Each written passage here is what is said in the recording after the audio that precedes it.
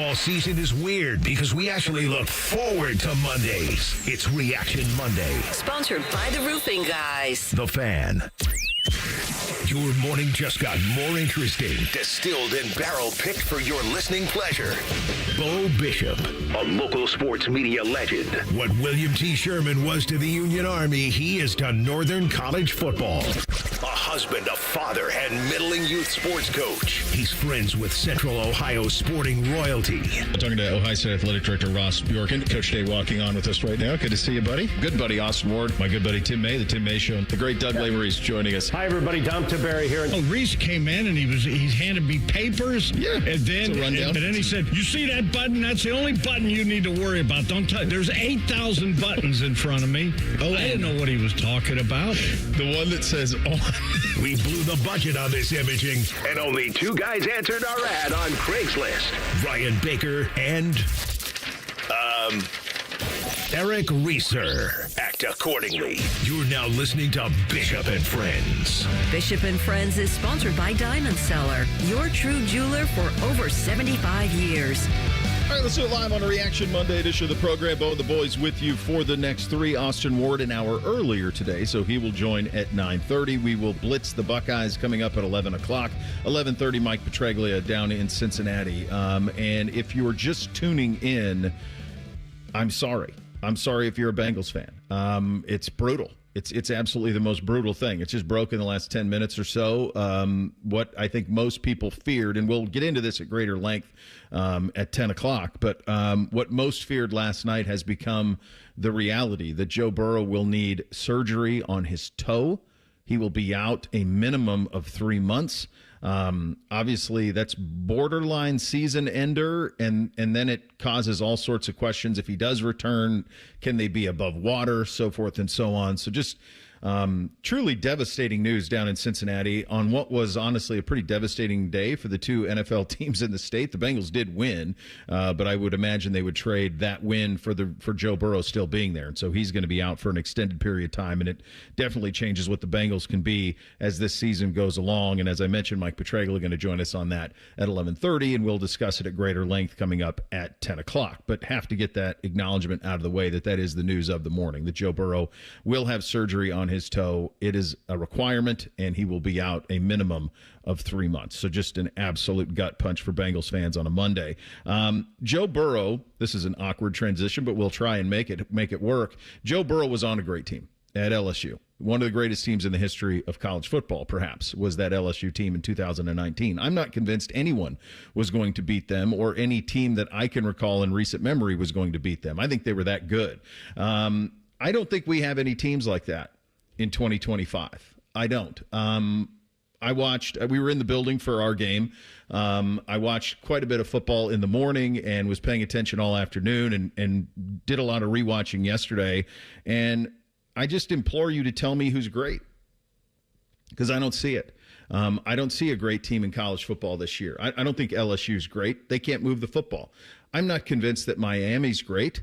Beck looks really good. Their two lines of scrimmage are pretty dominant. They might have the makings of it. Georgia, not convinced anybody, quite honestly, in the SEC is great. I know that right now Texas isn't great. We talked about this a little bit last week, that just something wasn't right with Arch Manning. Did you see how he started the game over the weekend against UTEP? 0 for 9 and a pick. I mean, this is alarming stuff. I don't know that Penn State's great right now. It's hard to say. They haven't looked like some sort of a buzzsaw.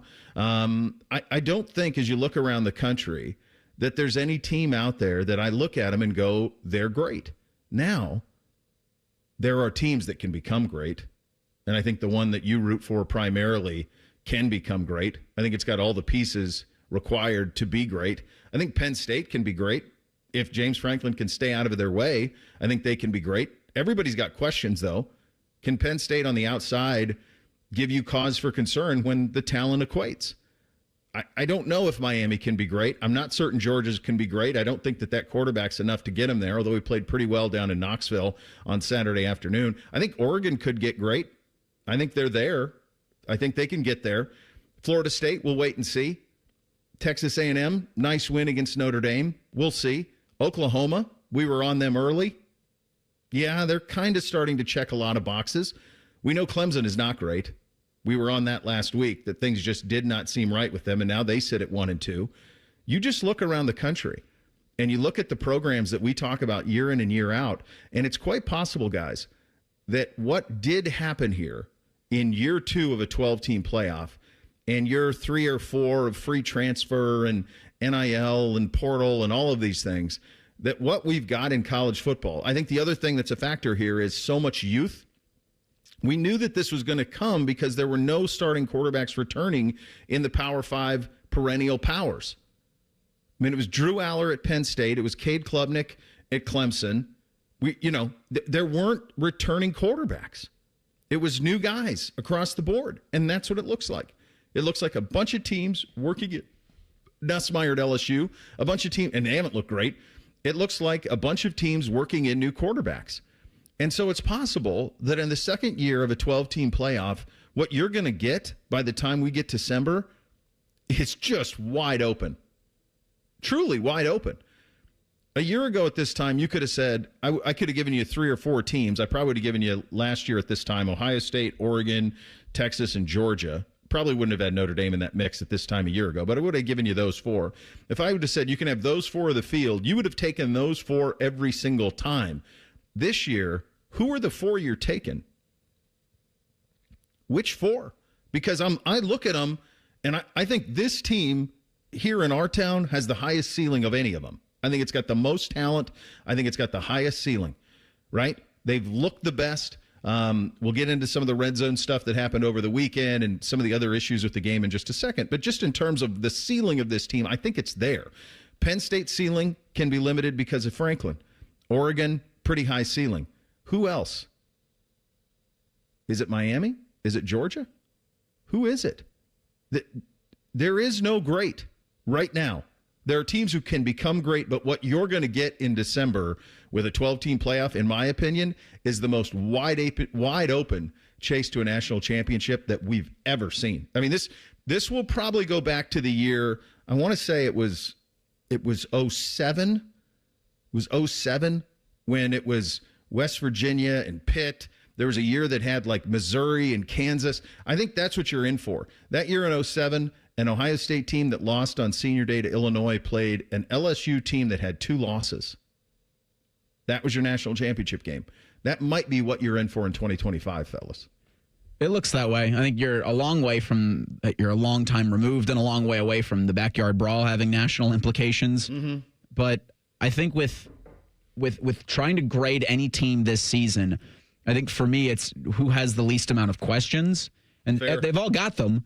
But I think 3 teams, give me Ohio State, Oregon, and Oklahoma, I have the least amount of questions. Because we've been saying this since the beginning of this. We've been saying this since January, is the team you see against Texas on August 30th is going to be a completely different team you see against Washington on September 27th. Mm-hmm. And I still believe that's the case.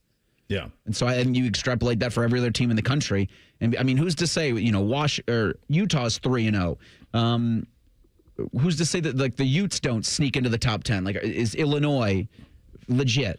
It's wide open, Reese. Right. And that, I think, gives us a lot more, obviously, to talk about, but I think sets up for a lot more fun to be had in October and November, because anybody's good for anybody at this point.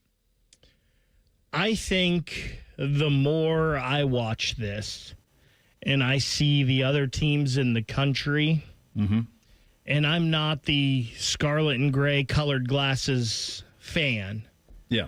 But I don't know if there's any doubt that this Ohio State team is the most talented team in the country. If that will equal the best in a national championship at the end of the year, we've obviously got to wait and see. And, listen, that Ohio State played on Saturday is a pretty darn good football team. Mm-hmm. Let's give them some credit. I think that they did some things early on, especially to confuse Julian saying, I think number 7 on both sides of the ball for them made plays and were really good players. But I keep going back to this Ohio State defense is a game changer. Yeah. It is. I don't know. I literally don't know how you throw the ball on this team. And I think you guys got a better perspective. Tackles, right? Yeah. It takes missed tackles and You guys got a better perspective of that, I think, being there this weekend. But I think that as we're 3 weeks in here, I don't think there's any doubt that Ohio State is the most talented team in the country. Yeah, that's where I am. I think they're the most talented. I think they have the highest ceiling. And I think the teams that are in that group with them right now, it's pretty short list. It's a pretty short list. I do think Oregon is close. I think Oregon might be right there. I think Oregon's probably number 2. I would have them ranked second in the country right now. I would go Ohio State, Oregon 1, 2. I would probably go Penn State 3.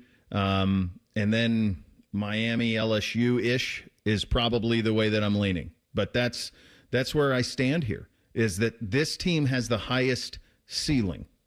And honestly, it might be with the fewest flaws right now. It might be both the best team playing right now and the team with the highest ceiling. Because, folks, 1 week in, you're 1 week into SEC play. You're going to start some Big Ten play is going to start to come. No one's hitting on all cylinders right now. Nobody is. This is the closest right here. It's the closest. And they've got a bye week now to kind of reconfigure the things they want to get ready for Washington, which I do think will be a pretty big test. In terms of the actual game against the Bobcats, we will get into that. What we liked, what we didn't like. Obviously, Ryan did not like the red zone stuff at all, and rightfully so. We'll get to all of that coming up, and, of course, much more on the fallout down in Cincinnati with the loss of Joe Burrow now for 3 months. We're off and running on what turned into a very busy Reaction Monday. Bishop and Friends right here on The Fan. A lot of hosts have been on our airways in the past 30 years. Some good, some bad, some really bad. Anyway, sorry for that. The Fan. This sports report brought to you by Bet365. Football is back. Get ready for the season at Bet365. When it comes to sports books, Bet365 has it all. Download the app today and see why it's never ordinary at Bet365. Imagine what it would feel like getting tackled head-on by a 240-pound linebacker. You'd be in serious pain, right? But if you're unbuckled in a car crash, at just 50 miles an hour, you become a deadly projectile that can slam into other passengers with 8 times that amount of force. Don't let someone else take the hit. Buckle up and visit buckleup.ohio.gov to learn more. Brought to you by ODOT and ODPS. Scotty Vegas here. Smartest bet of the season? Bet on yourself. I needed a weight loss plan that fit into real life. Tailgates, road trips, kids' nights, and still lets you eat. Week 1 with Awaken 180, I was down 6. By the end, 45 pounds gone. That's with wings, chili, meatballs, sausages, all the good stuff. It's the Tailgate transformation. Structure, coaching, and food that tastes like a win. Make the smart play. Start your Tailgate transformation at Awaken180weightloss.com. Everybody poops, everybody pees. Mommy, will you call Mr. Rooter, please? 'Cause I gotta poop and I gotta pee. Only Mr. Rooter can clear the drain for me. Thank you, Mr. Rooter. Hi, everybody. We call it what it is at Mr. Rooter. When you have a plumbing or drain problem, the team at Mr. Rooter is ready 7 days a week. Call us today and take advantage of our $95 drain cleaning special. Visit us at MrRooter.com. We'll be there quick. Tailgate season is here, and if your grill makes you have to duck when you light it, it's time for an upgrade. Billiards Plus carries top-of-the-line grills that you can pass down to your kids and gifts the whole family will enjoy. Family-owned and operated. Billiards Plus on Dublin Center Drive in Dublin. This is This Date in Reds Baseball with team historian Greg Rhodes. The Reds and the Padres set a National League record on this night at Riverfront Stadium, September 15, 1972. The most strikeouts by two teams in a 9-inning game. The Reds and Padres hitters struck out 28 times. Don Gullett started for the Reds and whiffed 11. Pedro Borbon in relief struck out 2 more. While for the Padres, starter Freddie Norman pitched a complete game and struck out 15. Norman had impressed the Reds over the years with performances like this, and the next season they traded for him, and he became a regular part of the Big Red Machine rotation. But not before helping to set a record against his future team this September 15th at Riverfront. This date in Reds baseball. This Date in Reds Baseball is brought to you by the Cincinnati Reds Hall of Fame and Museum, presented by Dinsmore. Celebrating greatness, preserving history, providing inspiration. Attack Talk and dominate. Morning Juice is on YouTube and 10 TV Plus. Sponsored by Riverside Bank of Dublin. Join Bobby Carpenter and Tito weekdays starting at 6 or watch on demand. More Bobby, less commercials. The Fan. At the Ohio Lottery, we make Keno fun. Your way. That means every few minutes across Ohio, 20 out of 80 possible numbers are randomly picked. And if some of the numbers you picked match, voila, you're a winner. Keno doesn't require you to know a single thing about sports basketball or overs, unders, pluses, minuses, or lines, or whatever else. Keno is as simple as, did some of my numbers match? They did? Great. You just raked in some dough. There are more than 20 hours of Keno draws every day and thousands of places to play statewide. Lottery players are subject to Ohio laws and commission regulations. Play responsibly. Hello, it's John Kozik, founder and president of TurboTrack Realty, and I buy real estate as is fast for cash. Give us a call today for an all-cash offer at 614-472-2000, 614-472-2000. I buy vacant properties, inherited homes, divorce situations, death in the family. I even buy my tenants won't pay me the rent houses. Give us a call today for an all-cash offer at 614-472-2000, 614-472-2000. Fan weather. From the Logan AC and Heat Services Weather Center. Lots of sunshine and hot and dry conditions to kick off the work week. We'll see temperatures getting into the upper 80s to right around 90 degrees with lots of sunshine. For tonight, mostly clear skies overnight with our lows into the 60s. And then for Tuesday, dry weather continues, but a tad bit cooler. Highs will get in the mid to upper 80s with mostly sunny skies. For The Fan, I'm meteorologist Meredith Garfalo with your 10 weather impact forecast. The radio couldn't contain us, so we've taken over YouTube. Catch Morning Juice weekday mornings at 6 by searching 971 The Fan. Do it. The uncle you never knew you had. The friends you kind of wish you didn't. This is Bishop and Friends. I mean, it was pretty much a perfect night. I don't know how you could have done better at the Old Horseshoe than what you got on Saturday night. It goes in the books 37-9. It was ultra competitive early. Some of that had to do with the red zone issues on those first couple of drives and just an inability to put it in the paint. The field got really small down there.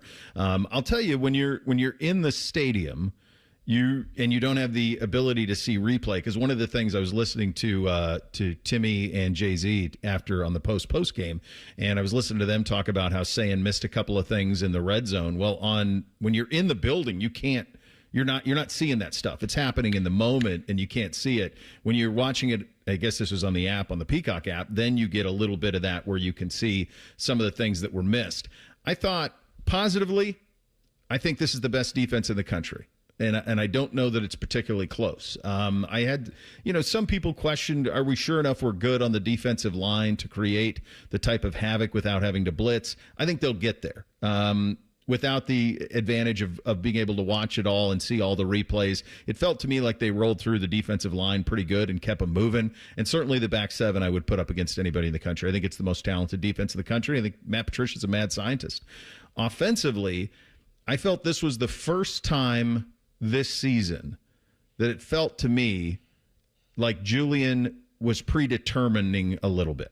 And it felt to me like they were going to get Jeremiah going one way or another. And maybe even force-fed him it, and maybe that's where his eyes were going. And who can blame? I mean, the kid he's the fastest ever to 1,500 yards. He's going to be the first position player off the board in his draft, whenever that is. He's the surest thing that there is.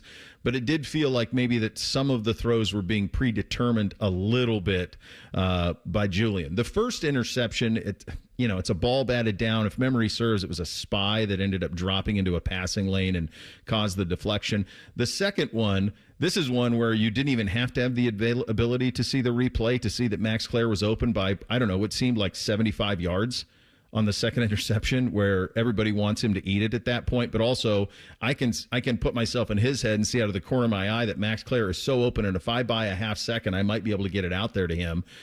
He didn't, and took the second interception. So that's how those two things happen. I just thought that they were a little predetermining in the pass game from what you would want them to be, which is just go where the play is obvious and matriculate it on down the field. And I think that occurred a little bit in the red zone. And if he did miss people in the red zone, my hunch is maybe that's why. Yeah, I remember thinking at that first drive, that's that fourth down play where Sayan goes to his right and trips. if he had just taken what was in front of him and just ran it into the end zone. Maybe he gets tripped up at like the 1 yard line because there might have been an OU defender standing in front of him 6 yards away. But I wonder, what's the game flow after that? If you're able to score on that very first drive, right? Then how does the game flow from there? Yeah, the 2 interceptions I think are explained away. The 2 balls into the end zone that were just broke. They were just great plays by OU defenders. I think you had the one to Carnell Tate on the left side that was just. These are great plays by, I think, a really good defense.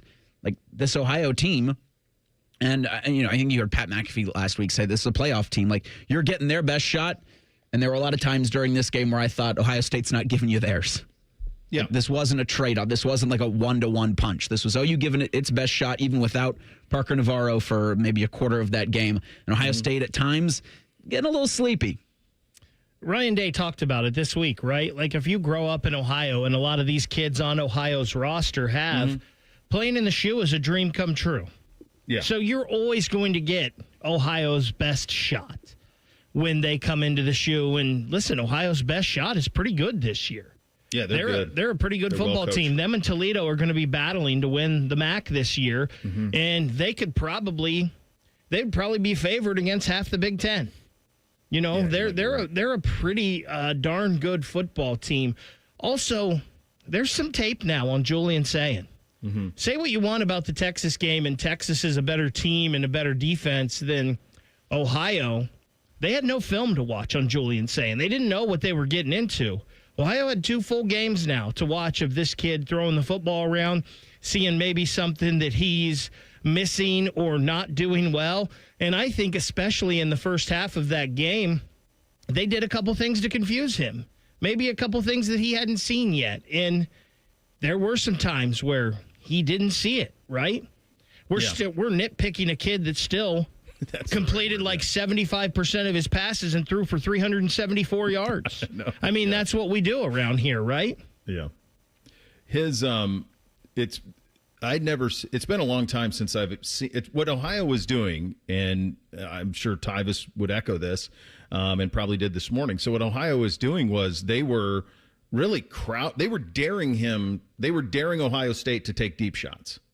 They were daring. They were playing their safeties were as close up as I've seen safeties play Ohio State. And that was a benefit of being in the shoe versus being on television, because I could see everybody how close they were. And you could kind of see that. The other thing is, a quick aside, you also see in the building what 2 does defensively. It might be one of the most impressive things I've ever seen. He's MVP of the college football season. Like, if there's a team that matters, if there's a player that matters more, show him. Maybe Jeremiah. No, that's about it. It's him. I told NBC, who plays safety, I'm like, dude, just watch 2. That's it. I don't even watch the ball. I know that you're what you want to do is watch the ball and watch the quarterback. Forget that. That's amateur hour. Just watch 2. Just watch 2 on defense and watch what he does. And obviously you won't be able to emulate it, but if you can get to 10% of what he does, you're still probably doing a win. There's no way it'll happen, but he should be in New York for the Heisman presentation. Yeah. He's one of the best. He needs so the defensive guys who have been in that mix, whether it's Ndamukong Suh, Charles Woodson obviously won it, and a big part of that was he ran some plays on offense, and he had a punt return, and he was really good in the return game. And I'm trying to think of the other guy. Manti Te'o had the return touchdowns in their biggest game. So you have to have those type of things to be able to do it. But it's a shame, because if you just watch the All-22, I defy you to find somebody who's better in the country at what they do than him. I just don't think there is. I don't know that there's anybody who affects the game that way. So that goes back to our bigger point, though, that this defense, what it is now, is the best in the country. What it's going to be in a month, when you have another month of running this system and more familiarity with it, look the heck out. And you're right on saying, use the word nitpicking. That's what this is. It's nitpicking. That's it. He's going to miss some things. Like, he's not a video game.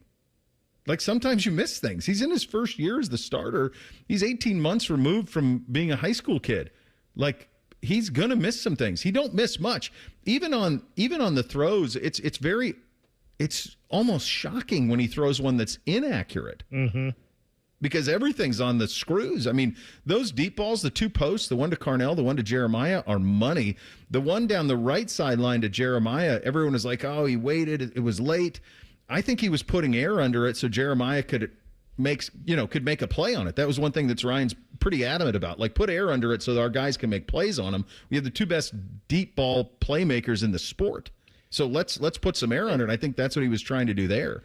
But it's really nitpicky with him. He was still sensational. Bo, to your point about a play like that, and we do see it, and we see Jeremiah wait for a second, and you're like, oh, man, if he'd have hit him in stride, there's no, that's guaranteed. Yeah. I can't remember who it was last night, if it was somebody on the Fox broadcast at the end of Chris Collinsworth on the Vikings broadcast. Okay, talking about the quarterback to put the air under that. And the worst thing you can do is overthrow him. Yeah. If you underthrow him a little bit, at least he can adjust to it and possibly make a catch. I thought that was an interesting perspective that I had never heard anyone bring up before. No. Last thing before we get to Austin, who's coming up here in about 2.5 minutes. Bo Jackson's RB1. Yeah. He's the one. No doubt. That's the weapon. That's the big-time weapon, and he's got a gear that the others don't. There's a fear factor with him. I'm sure that there's some protection stuff that they're working through, and I'm sure that there's some little things here or there, but his ability to get downhill quickly and then make people miss in the hole, he's a game wrecker. And a lot of people up in Cleveland talked about him that way, and we're seeing it 3 games in. He checks every single box. We'll get Austin in 2 minutes. Bishop and Friends right here on The Fan. This is Jeff for Tri-State Men's Health, where we've successfully treated thousands of men for low testosterone and helped them feel like their old selves again. Please take a moment and listen to how we help Chad. Hi, I'm Chad. I've been taking the low T treatment at Tri-State Men's Health for a little under a year now. So I was really just struggling with finding the energy to accomplish the things I wanted to do every day. By the end of the workday, I was very drained and tired and found it hard to concentrate and get my job done, and was looking for something to kind of get that edge back. Once I started taking the treatment, I felt probably within the first 2 to 3 weeks more energy. And the thing that really I noticed right away was sleeping. Now I get a solid 8 hours. I'm going on vacation. I'm enjoying myself. So men out there, if you're struggling with any of the symptoms I was, low energy, brain fog, lack of sleep, I would highly recommend you call Tri-State Men's Health. You won't regret it. Thanks, Chad. It's true. Low T therapy will likely change your life. Call 800-900-9654 or go to tristatemenshealth.com. Hey, Buckeye fans. As the official wing sponsor of Ohio State Athletics, Roosters is kicking off an incredible giveaway you won't want to miss. This football season, we're giving away 12 ultimate Buckeye experiences. 3 drawings, 12 winners with prizes including tickets, sideline passes, and 3 trips to a Buckeye first-round postseason game. Go to roosterswings.com to register and see all the details. 3 drawings, 12 amazing prizes. Register today and every day. Roosters, a fun, casual joint. Hi, I'm Dr. John Runyon from Runyon Dental Group. Are you missing teeth or do you have uncomfortable dentures? Dental implants can not only transform your smile, they can restore your confidence and allow you to eat those foods you love that you've been missing. When I was in my early 30s, I was in a similar situation needing complex dental work and dental implants. I understand all the emotions that you're feeling because I've been the patient and I know that we can help you. Schedule a free consultation today at runyondentalgroup.com. That's runyondentalgroup.com. Bishop and Friends is sponsored by Diamond Seller, your true jeweler for over 75 years. The Fan, Ohio sports destination. He knows everything about the Buckeyes. He's been offered tens of dollars by a certain team to spill his secrets. He's told that certain team to go to hell. Damn you all to hell! He's Austin Ward. Sponsored by High Bank Distillery, your destination for handcrafted cocktails, locally inspired dishes, and award-winning whiskey war. Learn more at highbankco.com. And he joins on the Brian Heating Cooling Systems Fan Guest Hotline. So you asked a question post-game, my friend, that where you said to Ryan, I think we're having a hard time getting a read on you. Like, are you happy? Are you mad? Are you whatever? And in a sense, I felt like you could have asked that to a collective Buckeye Nation, because it was like, we don't know what to feel. Yeah, I mean, it was great, but it was like the standard is so high, and then we're so used to nitpicking that we're looking for things that sometimes aren't there. And we're like, well, they didn't cover for the first time in 6 games. Like, what the hell's wrong with them? And even Ryan kind of had that tone. So for you, I'll put that to you. We're 3 games in. Where are you? Yeah, maybe I was projecting that onto Ryan Day, what I was feeling as I was standing there leaving the horseshoe, because I don't – it's not my inclination to just immediately nitpick a win. It was a 4-touchdown win over a team that beat a Power 4 opponent the week before, and, all the things that we talked about Ohio, how hard they were going to play, that there was talent on that team as well. Like, I think all that was true, and so it was – but there were clearly things that happened in the game that you're like, that doesn't meet Ohio State's expectation. That doesn't meet its own standard, let alone anyone watching in the stands or on TV or wearing scarlet and gray. So it was kind of a confusing game for me. And so I was, wondering how confusing or frustrating or disappointing or what word would best serve Ryan Day on Saturday night, because, if you win every game 37-9, you're pretty darn good. That's not going to happen in Big Ten schedule, though. I mean, I think that the red zone issues I think that's what he was fixated on, because that game very easily could have turned into 60-9 or 63-3 or whatever, because they were moving the ball with such ease, and the stat sheet is almost hard to even comprehend, where you have 572 yards, and this team expects to be able to finish all those drives in the red zone, and they did not. So I think that's the part where the coaching, gene and Ryan Day's philosophy, I don't think you can say this out loud, where you will gladly take a 4-touchdown win where the next week you go into the off week and you get to coach a team really hard, and he has an opportunity to point to these mistakes and get better. But at the same time, you don't maybe feel that until Sunday morning. So he was coming out on the other side of that and relieved that they won, and I think he will embrace this opportunity to go treat these guys with a sense of urgency on the practice field on Tuesday afternoon. I think what you just said is on point, brother. I think in a way it's perfect, right? Like, you saw how he coached it. I listened to him post-game, seeing just his demeanor, the frustration he had with it not being perfect. It's perfect. It's absolutely perfect, because it allows for them to have – they're not 10 feet tall and bulletproof right now. It's not. In the red zone, you can point to that stuff and go, this isn't it. We're not kicking field goals from the 3-yard line. Like, what the hell are we doing here? So he can have now their full attention this week going into Washington. In a way, it's perfect. Yeah, and you don't want to see the mistakes, but at the same time, and maybe with Julian specifically, and maybe I was feeling this on Saturday night, it was like, this process is done. He's already arrived. He's beat Texas. He didn't miss a throw. He had one play that he wanted back, one decision he wanted back against Grambling. It's like, okay, well, he's already here. It's already done. You are still dealing with a largely inexperienced roster, certainly compared to a year ago, but you have so many fresh faces that they're going to make mistakes. You don't want to see them, but as long as you have an opportunity to go correct them, and you're doing it in a win, and a comfortable win at that, then, Ryan Day, Brian Hartline, Billy Fessler, they're all going to take that opportunity and run with that, because at the same time that you're seeing, the turnovers on Saturday night and the red zone breakdowns, you're also watching Julian Sayin make truly special throws, these deep shots and the opportunities that are there for this version of the Ohio State passing attack. It's different than what Will Howard provided. It's different than what Kyle McCord provided before that. So what you can do now with Jeremiah Smith and Carnell Tate and running these, deep posts and hitting the play action stuff, the protection's been very good up front. You're feeling through not just the growing pains that Julian Sayin might be having, but also, trying to, if you're the coaching staff, determine the identity and the way that this offense is going to become the best version of itself. And that's going to look very different, I think, than what we got accustomed to with the way that they ran the offense a year ago on the way to the national championship. So, I think the reason that you don't see, again, you won by 4 touchdowns, but Ryan Day not pounding the podium and like lashing out at the red zone is like, I think he has a much better understanding and grasp of that reality than maybe I would ever have in his situation, but that this is part of the process, that this stretch of the schedule, those 2 games coming out of Texas and this week on the off week, was going to be look like a experimental training camp in a lot of ways. And the fact that you can do that without truly a lot of stress is still a pretty big benefit that not a lot of programs have. The kid is completing 79% of his passes. for just a shade under 800 yards. He's got 8 touchdowns and 3 picks and a quarterback rating of just shy of 200. First 3 starts.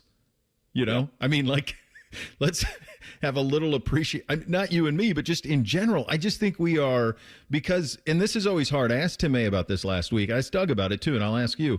It's hard when you have these matchups where the matchups don't equate. And so what I try to do when I'm watching, I'm curious what you do. I try to put myself in this headspace. Could they get away with that at Oregon? That's what we have to do, because there aren't that many talent equate games. Yeah, and I think I think in some ways, when we're talking about all of the coaching opportunities that Ryan Day has coming out of a game like Ohio, it is projection. And he put it in a way, Bo, that he's done this before, but it really stuck with me this year, maybe more than others, coming into the opener against Texas. And he said this is true of all openers, that we make assumptions. The coaching staff makes assumptions going into the first game, and then you find out what's real and what isn't. Mm-hmm. And they were so focused on that game narrowly and building a game plan throughout that month to prepare for Texas that they didn't have a chance to test out some of the other hypotheticals and find that identity, establish that identity, get the reps that they wanted to evaluate in a way that you would normally associate with a preseason ramp up.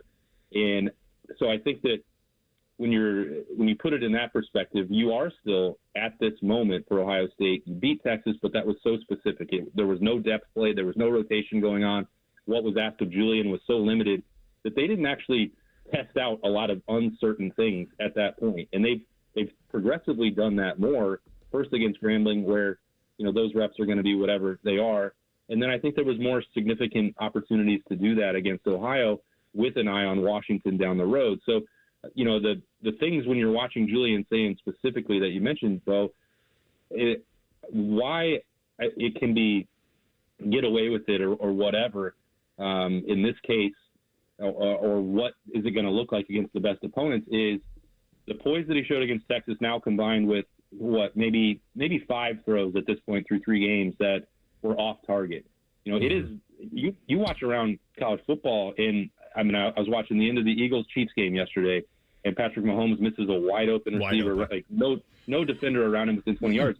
So this is the best quarterback at the NFL level, and to me, and I say this a lot, and it sounds like a cliche, but like completing all the throws that Julian Sayin did against Grambling, like that level of accuracy against air is impressive. It is hard to throw a football to really fast guys 50 yards away from you. Like that's not a skill that most humans have. So watching him the last 3 weeks, but the 2 weeks specifically where the talent is not equated, how consistent he is with that ball placement. Yeah, the decision-making wasn't, I think, as flawless as anybody would have wanted to see from him on Saturday. There were some of those red zone things were, I think, compounded by the fact that there was one schemed up, I think, for C.J. Donaldson and another for Brandon Ennis that Julian just didn't pull the trigger or didn't see it. But those things are going to work themselves out, I think, over time and over reps. So it is, to me, just marveling at the accuracy, the poise that he showed against Texas, that I don't think he'll be fazed by going. Washington's going to be really loud and hostile. I don't think we should, just skip past that one. You have Illinois and a really physical defense. But when you talk about Oregon or Penn State are the best teams on the schedule going into the big house at the end of the year, I think what we've already seen from Julian Sayin and most of this roster can tell you that the Buckeyes won't be fazed by that scenario.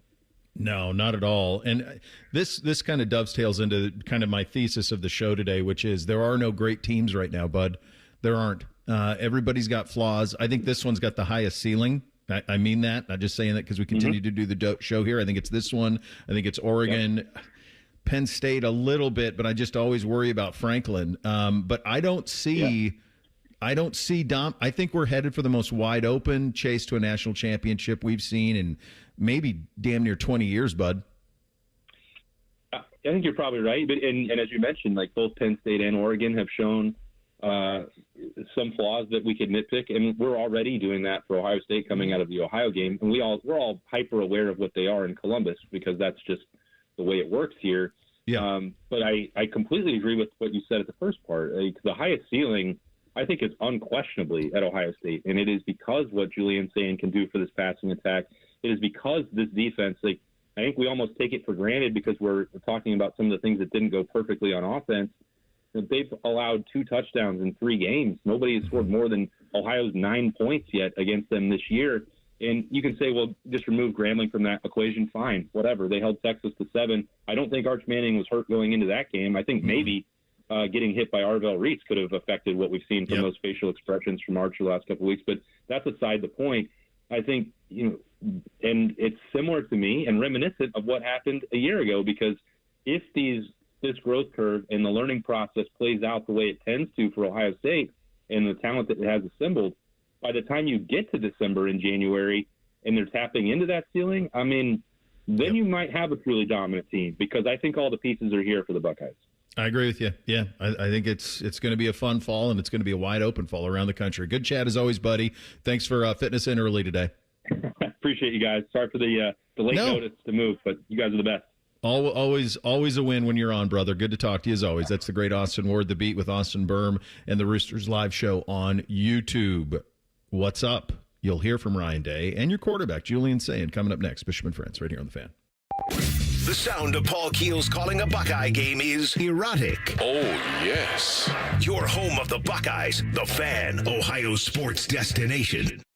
Enjoy hot deals on Meyer brand family favorite must-haves all season long. Save on back-to-school lunch basics like Meyer peanut butter, grape jelly, and round top bread, just $1.39 each. Meyer disinfectant wipes are just $2.99, and a Meyer facial tissue 4-pack is only $4.99. Saving a good deal more on your favorite Meyer brand must-haves is a good deal better all season long. Exclusions apply. See all deals in the Meyer app. The Waterworks techs have heard it all. Screeching furnaces, dripping pipes, strangled garbage disposals, overflowing toilets. Did a spooky surprise catch you off guard? Who are you gonna call? No, not them. Call the Waterworks at 614-232-2222. We provide better care, better value, better results, and we'll take on any drain or heating and cooling nightmare to come your way. Happy Hallow Waterworks. Buckeye fans, introducing Behind the O, the brand new app packed with original athlete and fan-driven Ohio State sports content. It's free to download in the App Store on iOS and Android, and every time you open it, you're helping generate NIL dollars for your favorite Buckeye athletes with zero cost to you. Get exclusive access to fresh behind-the-scenes videos, training routines, athlete lifestyles, and more from every Ohio State sport. Don't wait. Download Behind the O now and get closer to your Buckeyes than ever before. Behind the O, free for fans, NIL for athletes. Scotty Vegas here. Smartest bet of the season? Bet on yourself. I needed a weight loss plan that fit into real life. Tailgates, road trips, kids' nights, and still lets you eat. Week 1 with Awaken 180, I was down 6. By the end, 45 pounds gone. That's with wings, chili, meatballs, sausages, all the good stuff. It's the tailgate transformation. Structure, coaching, and food that tastes like a win. Make the smart play. Start your tailgate transformation at awaken180weightloss.com. Hey, what's up? It's T-Bone. My good friends over at Sleep Better Columbus want you to know that if you're 65 or older, enjoying those golden years, but maybe you're dealing with restless nights, you need to listen up. Are you tossing and turning, struggling with sleep apnea, and that leaves you wiped out during the day? Well, it's time to reclaim your rest with Dr. Mark Levy at Sleep Better Columbus. As a leading provider in non-surgical sleep apnea treatments, Dr. Levy helps you breathe easier and sleep deeper with custom oral appliances, a comfortable alternative to CPAP. The best part is that Sleep Better Columbus is in network with most medical insurance plans and is a proud Medicare provider, so your coverage can work seamlessly with Sleep Better Columbus. And as we head toward the end of the year, don't let those benefits go unused. You don't want to wait to use your deductible. Act now to make the most of it with Sleep Better Columbus. Call Sleep Better Columbus today at 800-MORE-SLEEP or visit sleepbettercolumbus.com. Once again, that number, 800-MORE-SLEEP or sleepbettercolumbus.com for your consultation. Sleep better, live better, you've earned it. Austin and Berm are back with a new daily podcast, the ultimate OSU football insiders. You know, it's refreshing to have some smart people working here from time to time. The Beat with Austin and Berm on the 10 TV Plus app. Subscribe today. You can stream the game on your phone while you're gardening. You can stream it while you walk the dog. You can stream it at a trampoline park. You can even stream it at a monster truck rally. But the second you get behind the wheel, the game's over. Remember, Ohio, phones down. It's the law. Say goodbye to car care headaches with Carvenience from Hinderer Motor Company. This is Justin Hinderer.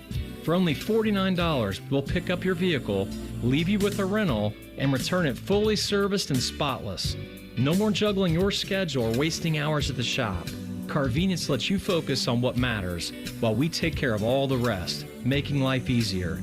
Schedule your service today at HindererMotorCompany.com. All your favorite fan shows are available when you want them. Head to 971thefan.com and hit that subscribe button. The Fan, Ohio sports destination. What's up? What's up, man? What's up with you? Sponsored by Newman Roofing. For all your roofing, gutter, or siding needs, call Newman Roofing today at 614-NEW-ROOF or visit online at newmanroofing.com. All right, here's what's up on a Reaction Monday. The Buckeyes get a 4-score win against Ohio, and yet, and in a way, and I think what Austin just said there perfectly encapsulates all of this, is it's kind of the perfect game for him to coach his side of the ball on, right? I mean, he's an offensive specialist. It wasn't perfect, so that allows for their full attention this week. You can't really push back if all of those trips into the red zone in the first half resulted in touchdowns and you're up 21-0.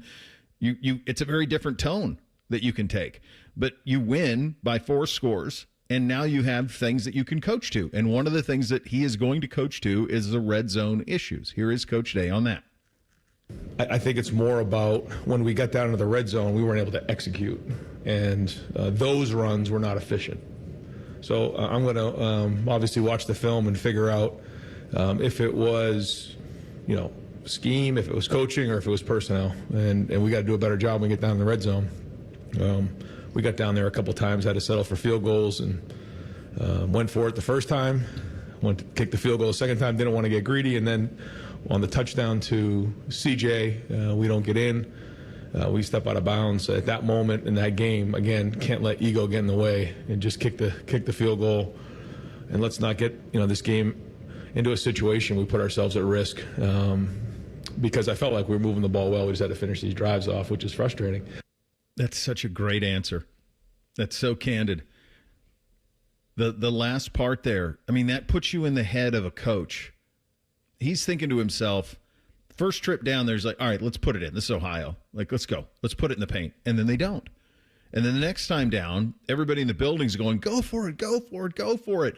And he's going, dude, I can't go 2 trips inside the 5 and come out with nothing. Then all of a sudden they get a score and this thing gets interesting. I don't have any interest in that. And so he said, we're moving the ball. Let's get 3.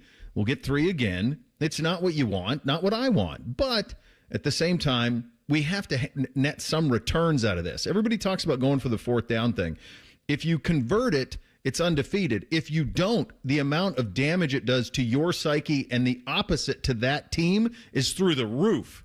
And that's something that he didn't want to have continue to happen. I think Baker and I are going to say the same thing, because I just wanted to reference what you had said last week about just it in situations like this, coaches just get in their own heads with it. Because the game's all about having more points than your opponent. Mm-hmm. So you got to take it when you can. I just don't understand when scoring points became a bad thing. And like a 30-yard field goal is almost always guaranteed points unless you're the Cleveland Browns. And listen, we saw the good and the bad yesterday. The Browns just continue to go for it on 4th downs, and they get a lucky touchdown out of it that should have been a pick. Yeah. And then they do give up a touchdown going on a 4th down, and when Flacco makes a bad play, and they get the fumble and they return it for a touchdown. Like, I just don't understand why these coaches continue to give up points. And I go back and look like, well, if they'd had 3 points here and if they'd have got these 3 points here, this is a 1-score game where they're up by 1. It baffles me why points are bad. Yeah, and I think the reason sometimes we feel it around here is because of the impossible standard we hold them to. Like, we view Ohio State football like the video game on Rookie. That's how we view it. Like, it should just be bing, bing, bing, touchdown. Bing, bing, bing, touchdown. 49-0 in half. Sim the second half. On to the next. Away we go. And that's not it. And we paid, I think, too much attention. I think we did a pretty good job of talking about how quality of opponent Ohio was. I mean, they beat West Virginia at their place pretty handily. I don't know if you saw what West Virginia did over the weekend in the backyard brawl to Pitt.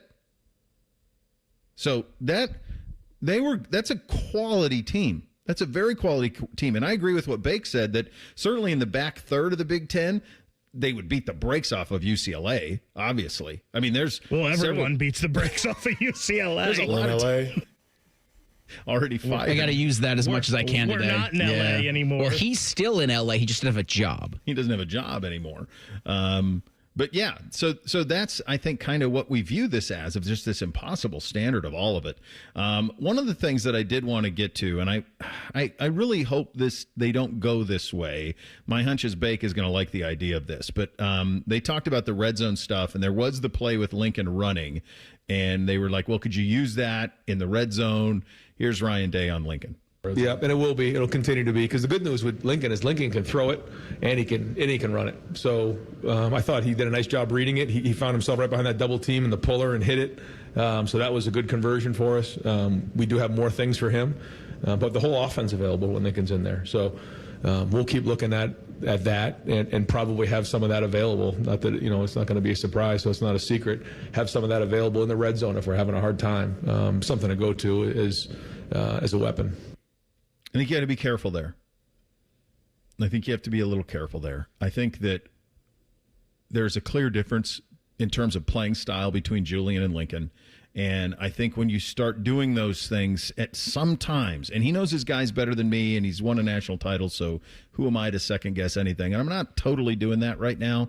I always get nervous when I hear quarterback packages, because to me, I think, why can't we just get it with the guys who are moving it up and down the field? So I always get a little nervous with that. Bo, I actually don't like that. I don't like that at all. Because quarterback's the one position, right, where it can be tricky. And if you have people clamoring for your backup, and I've seen some people already saying, hey, we need more Lincoln in the red zone. Like, I don't love that. I would prefer, if we want to see Lincoln, I would prefer like have a set drive in the second quarter somewhere where you're like, all right, we're going to let 3 go out there and run the offense this time just to give him some experience. I would much rather prefer that. I don't like the gimmicky packages type thing. Like, if you're like, Julian's athletic enough, let's let him do what he does, or let him run around, or let's just give the ball to 25. Let's line up under center with the 4 tight ends and go punch someone in the mouth. See, that's the biggest thing, right? If you're having issues in the red zone, it does nobody good to put another quarterback in the red zone. Like, you have to have Julian play through that, especially with this being his 3rd start ever. Like, you've got to iron these things out, and the only way you can really do that is against other opponents. Like, you can't just keep doing it at practice and think it's going to translate 1-to-1 on the field in an actual game. You got to do it in a game. So in like the game against Washington, if there are issues, if you're sputtering in the red zone, you've got to continue with Julian to unsputter and to get it right, because it's only going to benefit you at the end of the season. The Lincoln thing can be used, maybe to Baker's point, in spots, but the red zone thing has to be fixed with your starting quarterback. And also Bo Jackson. Yeah, he's a different one. That kid's a different one. Much more on the Buckeyes here in the second hour. We're going to give some reviews. First time in the stadium since they implemented a lot of these new things that they did in the stadium. Race and I were both there in the stadium as fans. We'll let you know what hit, what didn't, what worked, what didn't, and the effort going forward on that type of things. But, of course, the news of the day in the sports world is the loss of Joe Burrow for the next 3 months with an injury that seemed innocuous in the moment, but is quite serious. Where do the Bengals go from here? Is this season already lost? We get into it coming up next. Bishop and Friends right here on The Fan. If you haven't thought about Buckeye football today, I'm sorry to tell you that you're dead. Our condolences. Your home of the Buckeyes. The Fan. This is the Duke's country song. It's a song about the best mayo. It has a yellow lid, and its full name is Duke's Mayonnaise. Get Duke's Mayo in store. It's got twang. Listen to Financially Fit Radio with Corey Sickles this Saturday morning at 9 a.m. on 1460 ESPN, covering topics like what you need to know about annuities and how to stay healthy and enjoy retirement. Financially Fit Radio this Saturday at 9 a.m. on 1460 ESPN. Hi, I'm Rick Germain for Toyota West. And with over 600 new and pre-owned vehicles available, Toyota West at I-270 and Georgesville Road has the car you're looking for. And right now at Toyota West, take advantage of 0 down and 0 payments until 2026. And every pre-owned vehicle comes with a 72-hour exchange policy plus a 3-month warranty for qualified vehicles. Come see us at the Germain Auto Mall on Georgesville Road or get started today at ToyotaWest.com. Offer expires 9/30. No payments for deferred payment. Interest accrues at time of inception with approved credit. Save big on everything for your next project when you shop at Menards. Dutch Boys Durafighter is an interior paint and primer in one with a tough-lasting formula. It provides great scrub resistance and durability with remarkable hide and a smooth finish. Save big on Dutch Boys Durafighter paint at Menards and start your next project today. Plus, check out our weekly flyer on Menards.com for more great deals happening this week. Save big money at Menards. Sounding an alarm. Did any of this have to happen? No. All new tomorrow, ABC 6 News continues to investigate the city's mandate to replace thousands of water meters in Columbus homes, Nobody said that they could come and flood my house. raising questions about who is doing the work. You don't think constituents should be upset about this? The hiring practices that are causing even more safety concerns. Do you think our coverage exposed a lot about this company? I think it's a good thing. Tomorrow at 6 p.m. Hi, I'm Morgan. I have 3 kids. I have an IQ of 160. I work with the cops. You're a cop? No, but they do sign my paychecks. Caitlin Olsen returns in High Potential, the #1 drama. She was abducted. You knew that already, didn't you? Yeah, but I thought it'd be nice to let you have this one. And one of the best new crime procedurals. You're waiting on me to leave so you can poke around without a warrant, aren't you? Yeah. High Potential, Tuesday night at 10 on ABC 6. Dormar, you're kind of hero. Listen up, football fans. You won't want to miss this. Right now, new Bet365 customers bet $5 and get $300 in bonus bets, win or lose. So you could turn that $300 into something bigger when you bet on money lines, spread, totals, player props. $300 in bonus bets when new customers bet $5. I know where I'm going to bet from now on. Download the app today and see why it's never ordinary at Bet365. Gambling problem? Call 1-800-GAMBLER. 21 plus only. Must be physically located in Ohio. TNC Supply in-app only. At Kroger Pharmacy, we make it easy to get flu, COVID, and RSV vaccines. They're available at no cost to you with most insurance plans. No appointment needed. And we're open weekdays, weeknights, and weekends. So come and visit us when it's most convenient for you. Kroger Health, a world of care is in store. Vaccines subject to availability. No cost to you with most insurance plans. Check with your plan for eligibility. Restrictions and exclusions may apply. See site for details. Hey, it's Anthony. Tailgating, hiking stadium stairs, going out after the games. It's a great time of year. It's also the time of year I'm on my feet a lot. And there won't be a time when I don't have my personally fit arch supports from the Good Feet store in my shoes. They make all the difference for me. They help my feet, my hips, my back. They're not just like regular insoles. They're designed so I get firm yet flexible function. They actually correct poor foot biomechanics and give me even more comfort. The fitting process is simple. From the moment you walk in, the Good Feet store will personalize the process. From the pain that brought you to them in the first place to your lifestyle needs.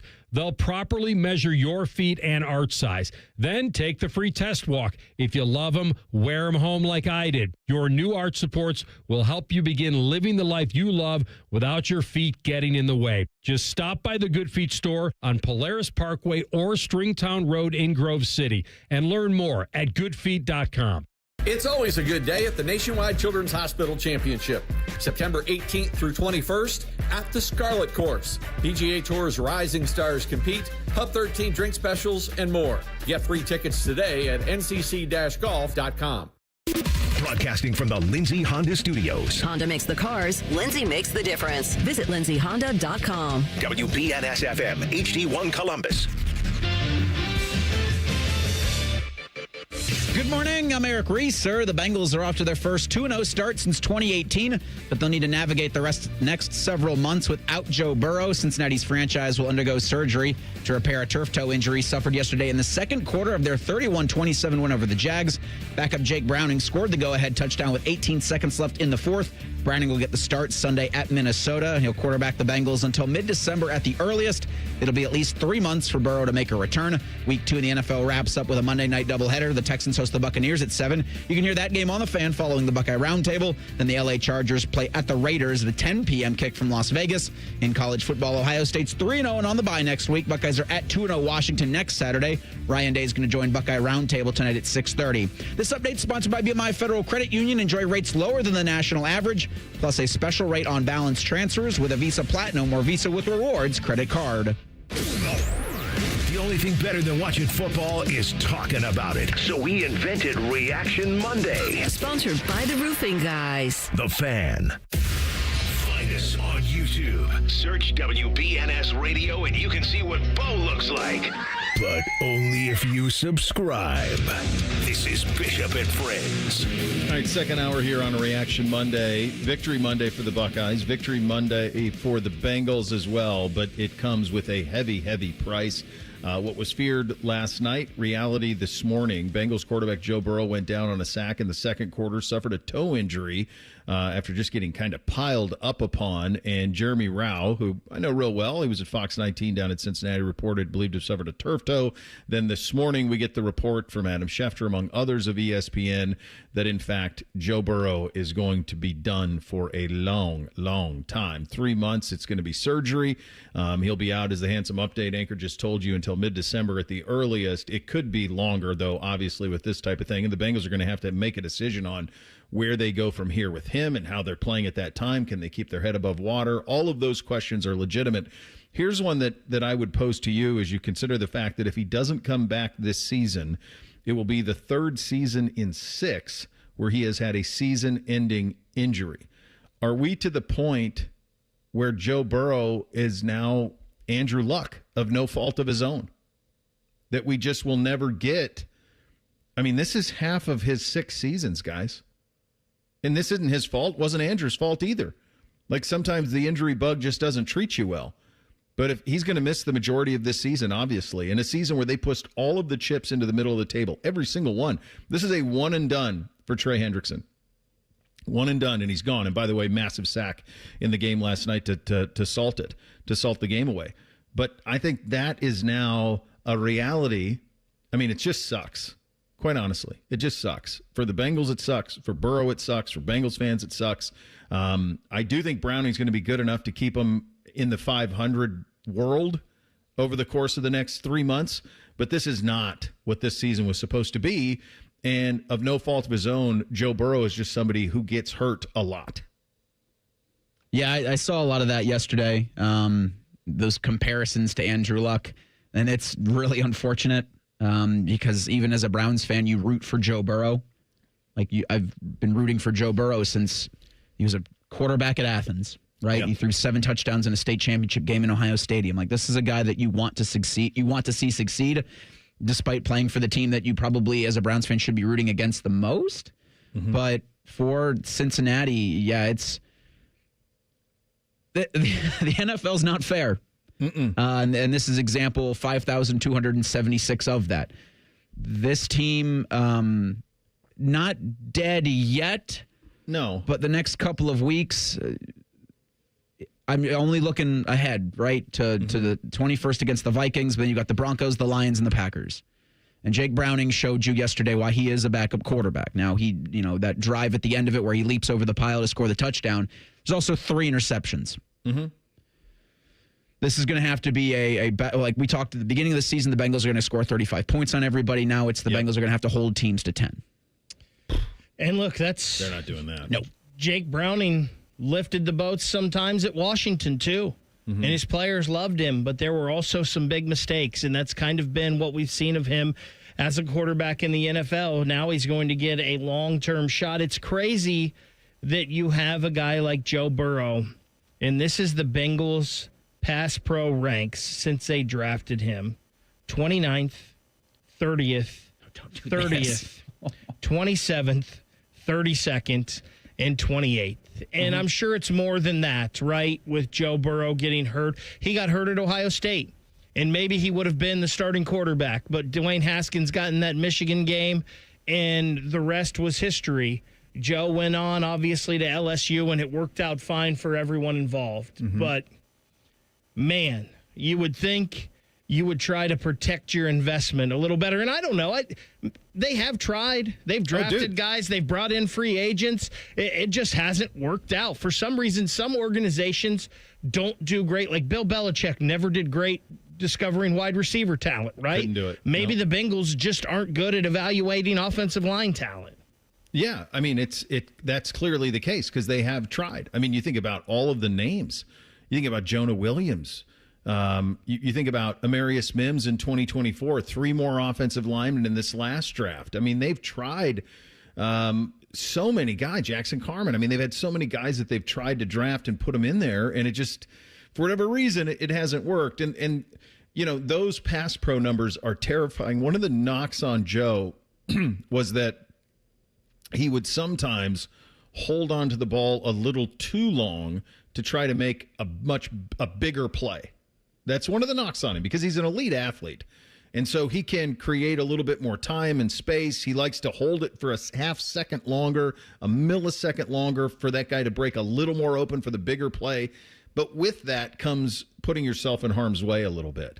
I don't know what is going to happen here. I mean, you just look at this schedule. I mean, the good news is that the next 2, neither of these teams look great. They play at Minnesota, at Denver. That seemed a lot more daunting a month ago than it seems now. Minnesota with JJ, he's lost right now. He's lost. So even with Jake Browning, I mean, how many catches did Jamar Chase have yesterday? 14? You can just force feed Jamar Chase at Minnesota and you might be able to get a win because they're not some sort of super team. Denver is clunky. They're really clunky. Losing yesterday to Indianapolis after a penalty that gave them a free 15 yards for Indy to get the win. Then they get Detroit, Green Bay's super team. Pittsburgh doesn't look like some sort of super team. Then they get the Jets and Chicago. Both of those teams got bombed over the weekend. So they're in this instance, 2-0. You might be a point where you get to December if Joe can come back. I mean, they got that stretch in late November, early December where they're Baltimore, at Buffalo, Baltimore at home. That 3-game stretch, those will all probably be Jake Browning for those. But if they can get there a couple of games above 500, they can stay above water. But the bigger issue is what is going on that Joe can't stay healthy?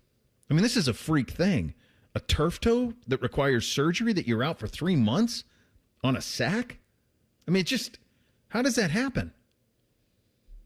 Pro Football Talk put out a list here, and they said the Bengals have Brett Rippon on their practice squad. Obviously, Desmond Ridder was in camp with them. Mm-hmm. Mike White, Taylor Heineke, Kyle Trask, Nate Sudfeld. Those are some guys that they could go sign right now.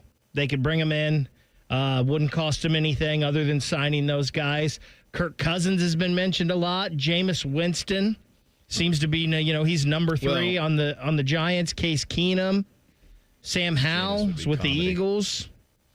But yeah, there's slim pickings. You know who would be perfect for 3 months? Truly, Shedeur Sanders. The other one, the guy straight up 71 North, like Joe Flacco, with those receivers for 3 months. Why not? I mean, they got a 2-touchdown, 3-interception guy on the roster in Browning already. No need to ship Flacco down there to him. His ability to throw the deep ball, now they wouldn't be able to protect him, but his ability to throw the deep ball would help them. I think they're going to be okay. Big picture, though, that's just a lot. It's a lot of surgery at this age that Burrow's had. I mean, if you think about it now, 6 NFL seasons, 3 of them have not been able to be finished due to injury, and now this sort of becomes who you are. And when he comes back, what does it look like? Can they keep their head above water? It just changes everything about this season. It really does. Remember Burrow saying, like, the window is my career. And it's like, man, those things can open and shut in the blink of an eye in the NFL. Mm-hmm. I just hate this so much because we love watching greatness. Mm-hmm. And I think watching Joe Burrow play quarterback is greatness. And I'm not a Bengals fan. I dislike the organization quite a bit, actually. But I love turning them on if the Browns aren't on because I love watching him play. I used to love watching just the ISOs. of Tom Brady and Peyton Manning when they played, and you would see them, like everything would be crashing down on them, and they would take a step up or they would take a step to a side, and they were just so calm and composed, and they just played that position so perfectly. And I feel like Burrow was that kind of guy. Like he's obviously athletic, but he's an old school quarterback. You know, he's back there slinging it first. Yep. When they drafted him, and when you get to the Super Bowl that early, you looked at Burrow and you thought, at worst, he's Marino. I mean, think about that. At worst, he's Marino. But maybe he's Brady, and maybe he's Manning, and maybe he's all these things. And the reality is, with all of these injuries, it's natural that you would go to Luck and say, good Lord, it's just something where and then there's a mental toll on him that I can't even wrap my head around, of having to rehab again and go to a surgery again and be on crutches again. Like, there's just a mental toll that is so immense for him. And my heart breaks for him and Bengals fans, because it's a brutal, brutal spot to wake up to on a Sunday. Buckeyes hitting their bye week. They'll play in Washington in a couple of weeks. It hits at kind of the perfect time. We'll explain coming up next. Bishop and Friends right here on The Fan. We know everything about you. We know you love the Buckeyes. We know you love the Jackets. We know you're wearing a red shirt.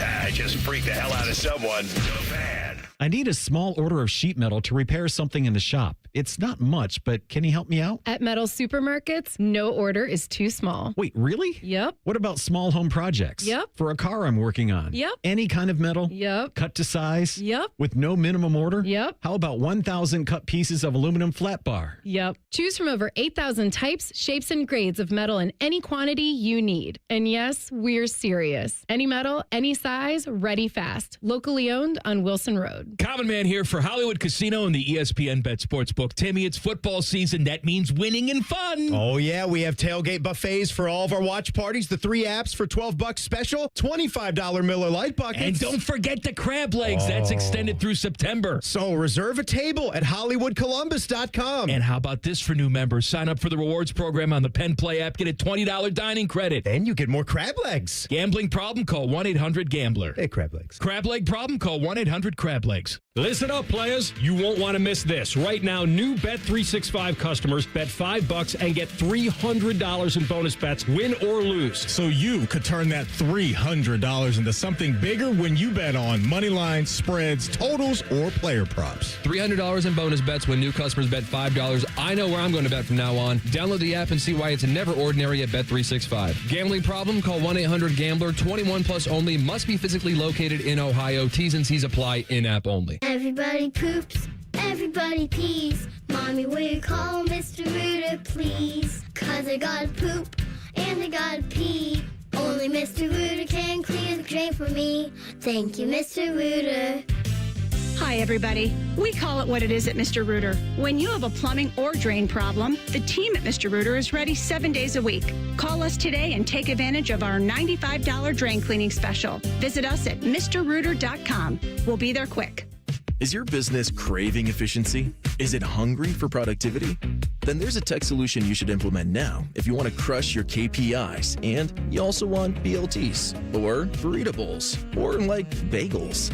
It's called EasyCater, one platform for ordering food from a huge variety of restaurants for all your workplace needs. From falafel for the finance team to lasagna for the lunch and learn. Plus tools to help you save time and stay on budget. Ready to nail your deliverables? Order now at EasyCater.com. Oh, could this vintage store be any cuter? Right? And the best part? They accept Discover. Accept Discover? In a little place like this? I don't think so, Jennifer. Oh, yeah, huh? Discover's accepted where I like to shop. Come on, baby, get with the times. Right. So we shouldn't get the parachute pants? These are making a comeback. I think. Discover is accepted at 99% of places that take credit cards nationwide. Based on the February 2025 Nielsen report. T-Bone and Tybus. You comparing apples to No, I'm oranges. not. I'm Yes, literally you are. comparing sandwiches to sandwiches. You can't make a PB&J without the bread. Yes, and to me, I need a hot dog. I want it on a bun. T-Bone and Tybus Mornings on the Fan is sponsored by Awaken 180 Weight Loss. You can stream the game on your phone while you're gardening. You can stream it while you walk the dog. You can stream it at a trampoline park. You can even stream it at a monster truck rally. But the second you get behind the wheel, the game's over. Remember, Ohio, phones down. It's the law. The Ohio Lottery's new $5 scratch-off Win Big has a top prize of $100,000. And with the Ohio Lottery app, all non-winning tickets can be entered into a My Lotto Rewards second chance promotion to win Cleveland or Cincinnati football tickets, or even a trip to football's biggest game. And that's more exhilarating than a cooler of sports drink dumped on you. So exhilarating. Win big from the Ohio Lottery. A celebration waiting to happen. Lottery players are subject to Ohio laws and commission regulations. Play responsibly. Fan weather. From the Logan AC and Heat Services Weather Center. Lots of sunshine and hot and dry conditions to kick off the work week. We'll see temperatures getting into the upper 80s to right around 90 degrees with lots of sunshine. For tonight, mostly clear skies overnight with our lows into the 60s. And then for Tuesday, dry weather continues, but a tad bit cooler. Highs will get in the mid to upper 80s with mostly sunny skies. For The Fan, I'm meteorologist Meredith Garfalo with your 10 weather impact forecast. During this 10-second promo, Rothman will lose money gambling on something. People like you come here and blow the family nest egg that built this town. Rothman and Ice. Weekdays from noon to 3. The Fan. The best hair on the air. You are listening to Bishop and Friends. Indeed you are, and we are proudly sponsored by our great friends at Diamond Cellar, your true jeweler for over 78 years. It's funny, you look at the schedule and you see bye week and you go, oh, well, okay, fine. But then it comes and I'm sitting here looking at my Saturday and going, now what? Now what? Like, I'm not ready for a bye yet. Yet they already have one. And in a way, it sets up kind of perfectly for Ryan Day and this team. And I think what Austin and I were talking about in the first hour is a little bit why. Because you didn't go into this one blowing the doors off of Ohio, a very good Ohio team, 56-0. There are things that you can coach with here. There are things that need to be coached up. The red zone issues, certainly, we talked about. Ryan talked about that. Defensively, even as great as they've been, you could say, we didn't tackle well on the one bust. Okay, fine. Coach to that. You got a massive test in week one. That metric will carry, you're going to carry that with you for the entire season. That's all very real. You coached in camp to beat Texas. You accomplished that goal, and then you move on and you get kind of one kind of step up after another. You get kind of a glorified practice against Grambling, and you get a massive step up against Ohio. Now you have 3 games, 3 data points that you can spend this week coaching towards. You can get healthy, you can get right, you can work out the kinks before you get to Washington, which will be, I think, a very nice test in a couple of weeks out in Seattle. And now a stretch of games here where all of these will be pretty good tests. Here's Ryan Day on the next 4 games. A lot of work to do here in the bye week, because this run that we're about to go on is going to be a difficult run. We have to go to Washington. Just talk to the team about this. We got to come back, play Minnesota, then we got to go to Illinois and to Wisconsin, and that's going to be a difficult run. There's some good teams there, and so we got to make sure that we got our ducks in a row as we head into this run. Rate those in terms of your nervousness, 1 through 4. So Washington, Minnesota, Illinois, Wisconsin. I wouldn't say it's exactly how it looks on the schedule, but I'd say most nervous for at Washington, being the first road test for Julian Sain, and the Huskies, I think, have the Apple Cup this weekend, and so they'll be 3-0 for that game. Then it's Illinois at Illinois, because you're playing in Champaign. Illinois will probably have that 9 next to their name. And then Minnesota, and I'm not concerned at all about Wisconsin at Camp Randall. That team stinks. Man, Luke. Because Ohio State's got a guy similar to Ryan Williams. Like Jeremiah Smith and Ryan Williams, like kind of awesome. Yeah. And yep. I picture that being the case. I'm not worried about Minnesota or Wisconsin at all, to be honest. I think neither of those, Minnesota's probably worse than Ohio, and Wisconsin might be too. So I'm not worried about either of those games. I think both the Washington and the Illinois game are scary. And I think, Reese, what you said, the first road game for Julian Sain is at Washington, and that's a little bit of a tougher trip to make. So I think that's probably the one I'm most worried about. But, man, both of those games are a little scary. And I know people are going to chime in. They'll be like, Washington, no, not at all. Illinois, they're overrated. They're both pretty good teams. You're going to get a much better feel for what Illinois is the next 2 weeks.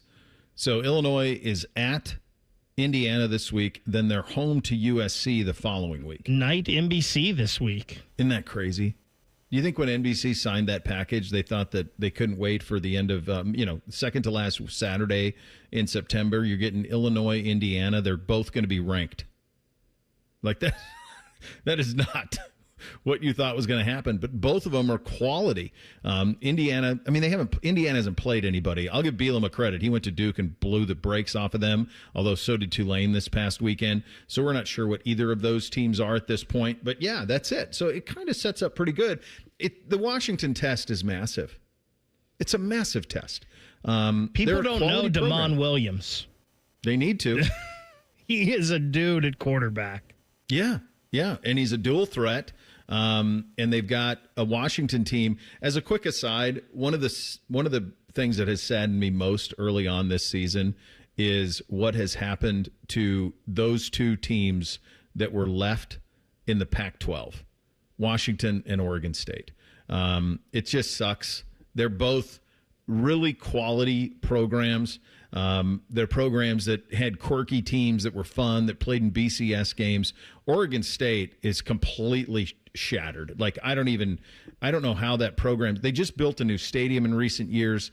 They are 0-3 on the season. They've played Cal, Fresno, and Texas Tech. They've gotten bombed in all three. They're at Oregon this weekend.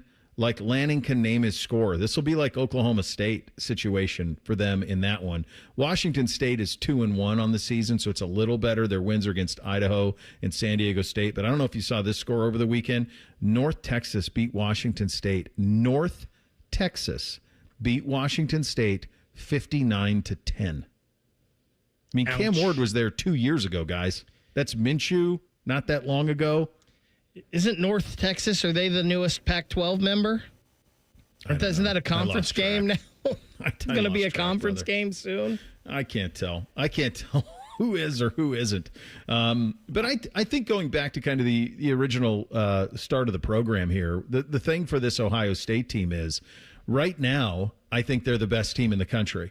I also think right now they have the highest ceiling in the country. That's a good spot to have. And I think the only people who are kind of playing on your level in the country are Oregon, maybe Miami. Miami beat the brakes off of South Florida this weekend. Absolutely. And they deserve to have credit for that. But Oregon's playing on this level. They were a little clunky at Northwestern. Didn't cover, by the way, but just a bloodbath on the scores for your Uncle Bo this week. I hope you folks didn't follow me. Wasn't great. Wasn't great for me either. How'd you do on NFL, Reese? 5-9 going in tonight. It's awful. I think that's both of you, right? I think so. I think I need the Colts, man. What the heck? No, that's it. Yeah, 5-9. What the heck, Indianapolis? Oh, and so many of them are by the hook, like Arizona, hook. There's so many hook games out there. What's the other? There were several in the NFL yesterday that were all hook. Bo, Vegas is crushing it right now, college and pros. Like, I don't know if you guys saw the Ohio State game ended at 28.5. I saw that this morning. Is that that's what the line was? It ended at 28.5. Oh, yeah. my God. I mean, they're diabolical. Vegas is just on fire so far this football season. Yeah, they're right on it. It's really tricky right now. Usually, I found that all the years that I've been doing this, that usually early in the season you can make a little hay, and then it kind of starts to react a little bit, and then it gets much more difficult. Well, they're on it. Like, we're 3 weeks in. This week, college and pro is an absolute bloodbath for me. Absolute. So anyway, be careful about that. In terms of the way this all sets up, the other thing that it should allow is for some fine tuning in the red zone. Ryan Day, obviously, this was his number one point of contention post game, was the red zone issues. How do they handle it? Well, how do they get that right? Here was Ryan Day on that. Oh yeah, we're going to try to identify those things, and you're right. And part of that is playing through it with some inexperienced guys, but there's no question, we turn the ball over in a 2-minute drill and we don't score in the red zone. So we better spend some time on that during the bye week, because you're right, the situations are important. And in a game where, they only have 55 plays and we only have 63, the percentages of situations become higher because you're not playing, 70 and 80 plays. So, we got to get better in those areas, and we'll make sure we address them. It's fun. The one that bugged me the most, just because I wanted to see it, was it's the one that is least on Julian, because it's the spy. It was so fluky, where both of them were pretty fluky. But it's the one where it's a spy, and then he drops and gets in the passing lane and knocks it in the air. Because what I wanted to see was I want to see 2-minute work. I wanted to see what tempo looked like. Like let's see what happens when. I wanted to see that kind of momentum into half and to see if they could go down the field and score, and we were robbed of that. So that's the one that kind of bugs you a little bit. But my hunch is they'll get all those things sorted out. Now, what I don't know how they're going to sort out is some of the hits and misses inside the shoe from an atmosphere standpoint. So I was there as a fan. Reese was there as a fan. Bake, did you go to this one too? I know you. No, I was at the first two, not this one. Okay, so we have a lot of point of references on what's working and what isn't. We'll give our full reviews of that coming up next. Bishop and Friends right here on The Fan. You know that thing you've always been too scared to go for? It seems like you'll never have the guts. Then a cancer diagnosis. And doing that thing becomes way less scary. I would know. I've always wanted a black belt. And today, the only thing standing in my way is a few wooden boards. It's been a lot of hard work and 5 years since I beat cancer at Ohio Health. Bring it on. You keep making plans. Visit ohiohealth.com/keep making plans to learn more. Would you enjoy watching a football game if the officials were paid a bonus for every flag they threw? Or a basketball game where the refs got paid for every foul they called? Okay, how about hiring a furnace and AC company that pays its technicians by the number of parts they can sell you? Hi, this is Dennis, president of Care Heating and Cooling, and today, this is how many companies operate. They call it performance pay, and it rewards technicians by paying them more for billing you more. Why is this bad? Because it abuses your trust in a technician to be treated fairly and honestly. At Care, we've been family-owned for 31 years and have always paid our technicians by the hour for repairs. We'll show you exactly what needs to be fixed and why, and give you our low upfront cost before we start. And unlike other companies, our technicians will never be rewarded for throwing more flags. Our Central Ohio-based staff is here for you 7 days a week. Care Heating and Cooling. Book an appointment online at careheatingandcooling.com or call us at 1-800-COOLING. When you need a company you can trust. Twin Peaks is the best in the game. Here, it's bigger game days and bolder fight nights. I mean, where else can you find a scratch kitchen that always comes in clutch every day from lunch to late night? Only at Twin Peaks, the #1 sports bar. No one does happy hour like Twin Peaks. Whatever your preference, we have everything from tequila cocktails and an extensive bourbon category to top shelf spirits and cocktails served over ice balls. And don't forget about our 29-degree drafts. Bishop and Friends is sponsored by Diamond Seller, your true jeweler for over 75 years. The Fan, Ohio sports destination. Bo knows many people. He talks to the interesting ones on this show. This is Bishop and Friends. So anytime you start something kind of from scratch, it takes a little bit of time to get it to work. It is not a secret that last year the Ohio State contingent went out to Oregon and said, "Oh, this is where we got to go. Like, this is the atmosphere that we need at the shoe." The shoe nationally has a reputation for being a little sleepy. If you don't have a massive opponent, it's a little sleepy. It also has a reputation where when you do have a massive opponent, it's the best atmosphere in college football. Both are true. I've often said about the shoe that and Ryan even mentioned this post-game Saturday, that when it gets nervy, you can feel it, and the home side feels it too. So what you're trying to do with that stadium is it's a delicate kind of bridge to cross. You're trying to pay homage to what got you there and what makes it special, while also moving with the times to create something. The noon stuff doesn't help because you're having to try to manufacture atmosphere for all these games at noon. Night game gives you a shot in the arm for sure. Of the new things, the one that to me is really struggling is the sing along. It doesn't work. Nobody knows the song. is the reality of it. Nobody knows it. You can't really hear the song. I couldn't. We were around the 50-yard line. We were 36 rows up around the 50-yard line, 22A, and awesome seats, fantastic seats. But from an audio standpoint, I really couldn't hear the words to the song at all. And I don't know the song. And guess what? Neither did 105,000 others. They didn't know the song. And I was trying to the video's really cool. Like, it hits home, like it's an emotional thing to watch. But I was trying to explain to the boys that they're trying to make this Dixieland Delight or Calling on Baton Rouge or Eastbound and Down or Won't Back Down. They're trying to turn it into that. But the problem is that unlike those 4 songs that I mentioned, where most people know the words to all of them, nobody knows the words to this song. That was my experience, that it's just not working because nobody knows it. In fact, the one song that everybody seemed to sing along the most to in our section there was a country song. I didn't know it. It was something about, it was a long neck bottle song. That was the lyric that kept popping to me. I don't know what the song is, but that's one that most people sang along with. And sometimes those things happen organically. You just have to figure out what that is. We proposed All the Small Things. They did play that in the third quarter, but it was played kind of coming out of a break, I think, is when they were playing it. So that one that was out there too. But the sing-along thing, it's not working. Now, I don't know what you do if you're Ross, if you just say, hey, we're going to make this work. You just got to flood your social channels with it to make people more aware. But it's it just isn't hitting. The song is not working. Yeah, I don't know if folksy in football was ever the play. Like country and football, rock and football, maybe some rap and football, I think would be the genres you would go to first. I do understand, you throw whatever you can at the wall, you see what sticks. The camp experiment will be around for the rest of the season. Mm-hmm.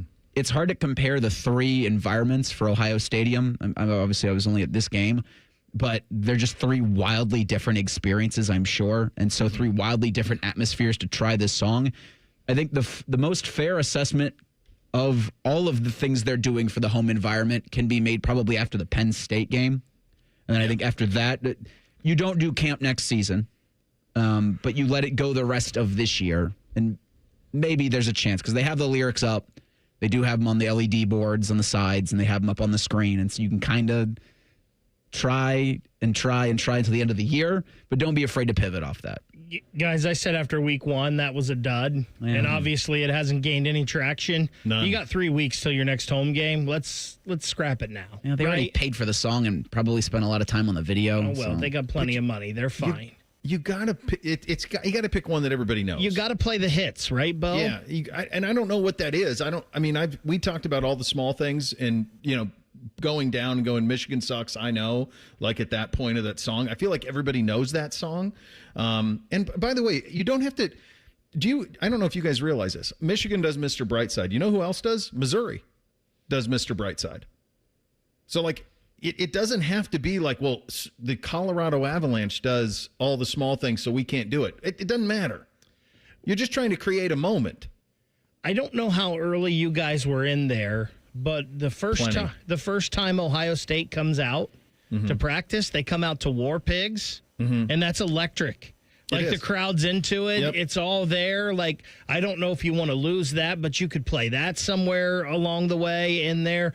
There are so many things you can do. Like, Reese is a proud Upper Arlington Golden Bear. That's right. And he had no clue who this band was, and they came from Upper Arlington. Yeah. He might have went to school with some of them. Probably and he not. didn't know where they were. So let's play the hits, guys, and find what works and then play off of that. All right. The obviously, so we'll do negative stuff first, then we'll get to the positives.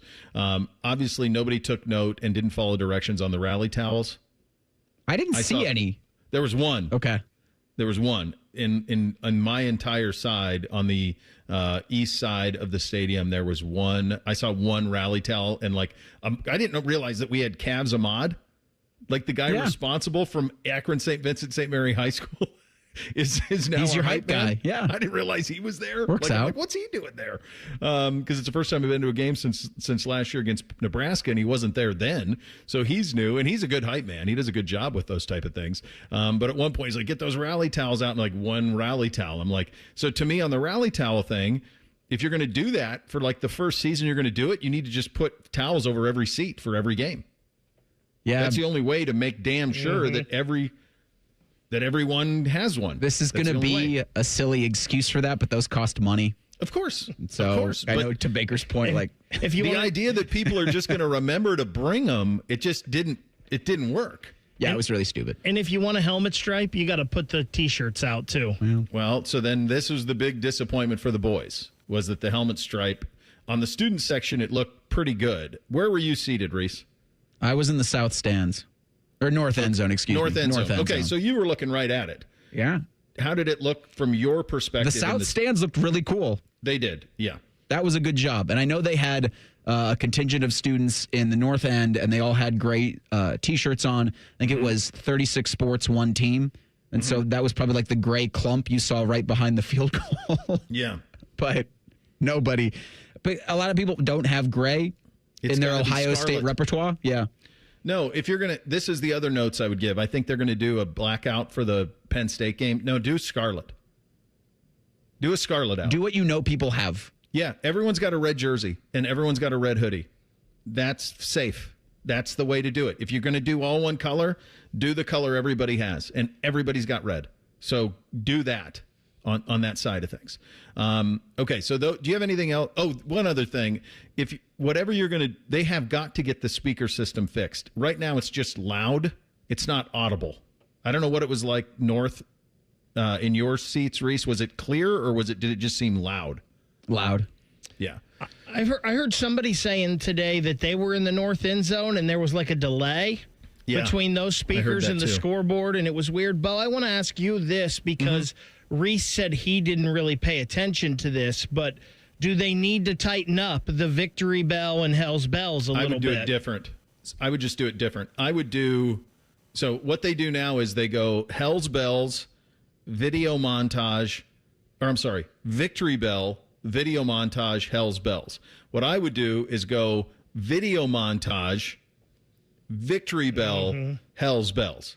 And because you're right, you get the hell's bells. So it was Clark. He was awesome. Great to see him. So he does the hell's bells, but then they play the video montage. Then they go into the stadium entrance. Just flip it. Take the hype video, put that at the top. You don't need to do the video in front of Clark Kellogg. Everybody knows who Clark Kellogg is. So go video, Clark Kellogg, ding, ding, ding, hell's bells, go. That's the order I would do that in. Yeah, because they use that video montage to have the team walk out. Have the team walk out when he's starting to ring the victory bell. Yeah. And then, they need to tighten that up. I think that would solve that. Do we still think Minnesota has a chance to be at night? I don't. I mean, it's the last one. I'm just wondering from like a logistical standpoint if because that'll be the next obvious chance you get to tighten all of these little things up. The drone show is really cool. You can obviously That's a 10 out of 10. Only do that at night. No notes. Drones were perfect. That was awesome. Yeah, I think and we had kind of talked before about the helmet stripe thing, so I knew going into that was going to be a dud. Honestly, this experience at Ohio Stadium, it was a party that had a football game attached to it. Yeah. This wasn't like a nervy Ohio. Even at points in the game, you heard boos from the fans just because of how the offense sputtered. But at no point was anybody like really nervous about how things were going to go. And especially for Ohio fans who knew what this game was going to be when Parker Navarro connects on that touchdown in the third quarter. You're like, what just happened? Yeah. But you just thrilled the whole time at how much everybody seemed to be having a great time. Except Rufus. No, I thought. So the biggest pop... this is the loudest the stadium got from my perspective. The loudest the stadium got. They did this video of Rufus tackling Brutus, and then they showed Rufus like holding a championship belt, dancing around in the end zone, and the boys were all like, "Dad, where's Brutus? Where's Brutus?" And all of a sudden Brutus popped on the screen, and he's like up in the ramp that they run down in the north end zone. And when Brutus popped, the place, it was like Mike Tyson. It was the John Cena theme song. There was exactly what Cena. There was nothing that encapsulates college football and the absurdity of it more than people losing their mind at two stuffed mascots and the possibility of a fight. The place went nuts. It was the loudest it was all night. Was at that pop. for Brutus. And that was and that's all you needed was like the confrontation to happen because the tug of war. I think even Rufus, because they were dancing with each other during the halftime show, which was great. Yeah. Like this was so much less a football game and just a celebration of Ohio and the sport of football and our love for college football. How was the halftime with the two bands? It was so good. Yeah, so we were east stands, and so obviously they play to the west stands because that's where the cameras are. So you end up watching it on the screen more than anything else. But I thought all of that was very cool. Everything they do around game day is just a 10 out of 10, no notes. The warm-up stuff, like the videos that play, like all of it. I think I commend Ross for what he's trying to do, and I just think it just takes a little bit of tweaking here and there, and you can get there. And I think the other part of it is, it's just something pretty cool at night. It's a great stadium at night. It really is. And listen, I see a lot of people that are ridiculing Ross and Ohio State and their game day staff. You got to try things, right? You got to throw things at the wall until something sticks. And listen, we all think, well, this would be perfect. Well, this would, but maybe it's not when you try it, right? Like like as we talked about the victory bell. Mm-hmm. Yeah, it's working, but are there a few things they can tighten up? Sure, but you don't know until you've done it and tried it.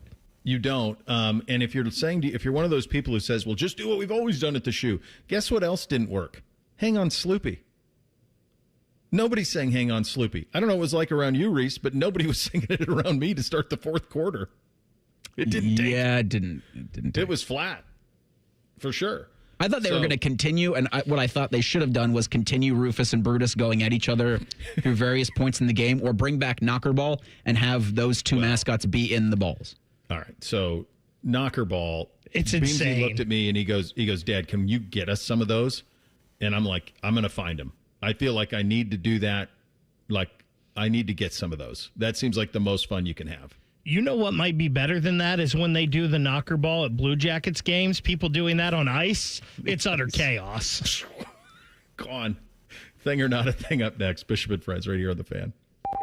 The sound of Paul Keels calling a Buckeye game is erotic. Oh, yes. Your home of the Buckeyes, The Fan, Ohio sports destination. If you want thick, healthy, gorgeous hair, then you need Hair Volume from New Nordic. Available online at Amazon and NewNordicUSA.com or in the hair care aisle at your local CVS. Hey, it's Anthony. Tailgating, hiking stadium stairs, going out after the games. It's a great time of year. It's also the time of year I'm on my feet a lot. And there won't be a time when I don't have my personally fit arch supports from the Good Feet store in my shoes. They make all the difference for me. They help my feet, my hips, my back. They're not just like regular insoles. They're designed so I get firm yet flexible function. They actually correct poor foot biomechanics and give me even more comfort. The fitting process is simple. From the moment you walk in, the Good Feet store will personalize the process. From the pain that brought you to them in the first place to your lifestyle needs. They'll properly measure your feet and arch size. Then take the free test walk. If you love them, wear them home like I did. Your new arch supports will help you begin living the life you love without your feet getting in the way. Just stop by the Good Feet store on Polaris Parkway or Stringtown Road in Grove City and learn more at goodfeet.com. Hey, it's Bobby Carpenter, and football season is here at Columbus, and Germain Toyota of Columbus has the winning plays. Drive home a brand new 2025 Tacoma SR5, just $269 a month for 36 months, 10,000 miles a year. Or power up with the Tundra, now just 1.75 APR for 72 months. Don't wait. These deals, they won't last long. Stop by Germain Toyota on the corner of I-70 and Bryce Road, or shop anytime at germaintoyota.net. Germain Toyota of Columbus. See dealer for details. Is your business craving efficiency? Is it hungry for productivity? Then there's a tech solution you should implement now if you want to crush your KPIs and you also want BLTs or burrito bowls or like bagels. It's called EasyCater, one platform for ordering food from a huge variety of restaurants for all your workplace needs. From falafel for the finance team to lasagna for the lunch and learn. Plus tools to help you save time and stay on budget. Ready to nail your deliverables? Order now at easycater.com. Oh, could this vintage store be any cuter? Right? And the best part? They accept Discover. Accept Discover? In a little place like this?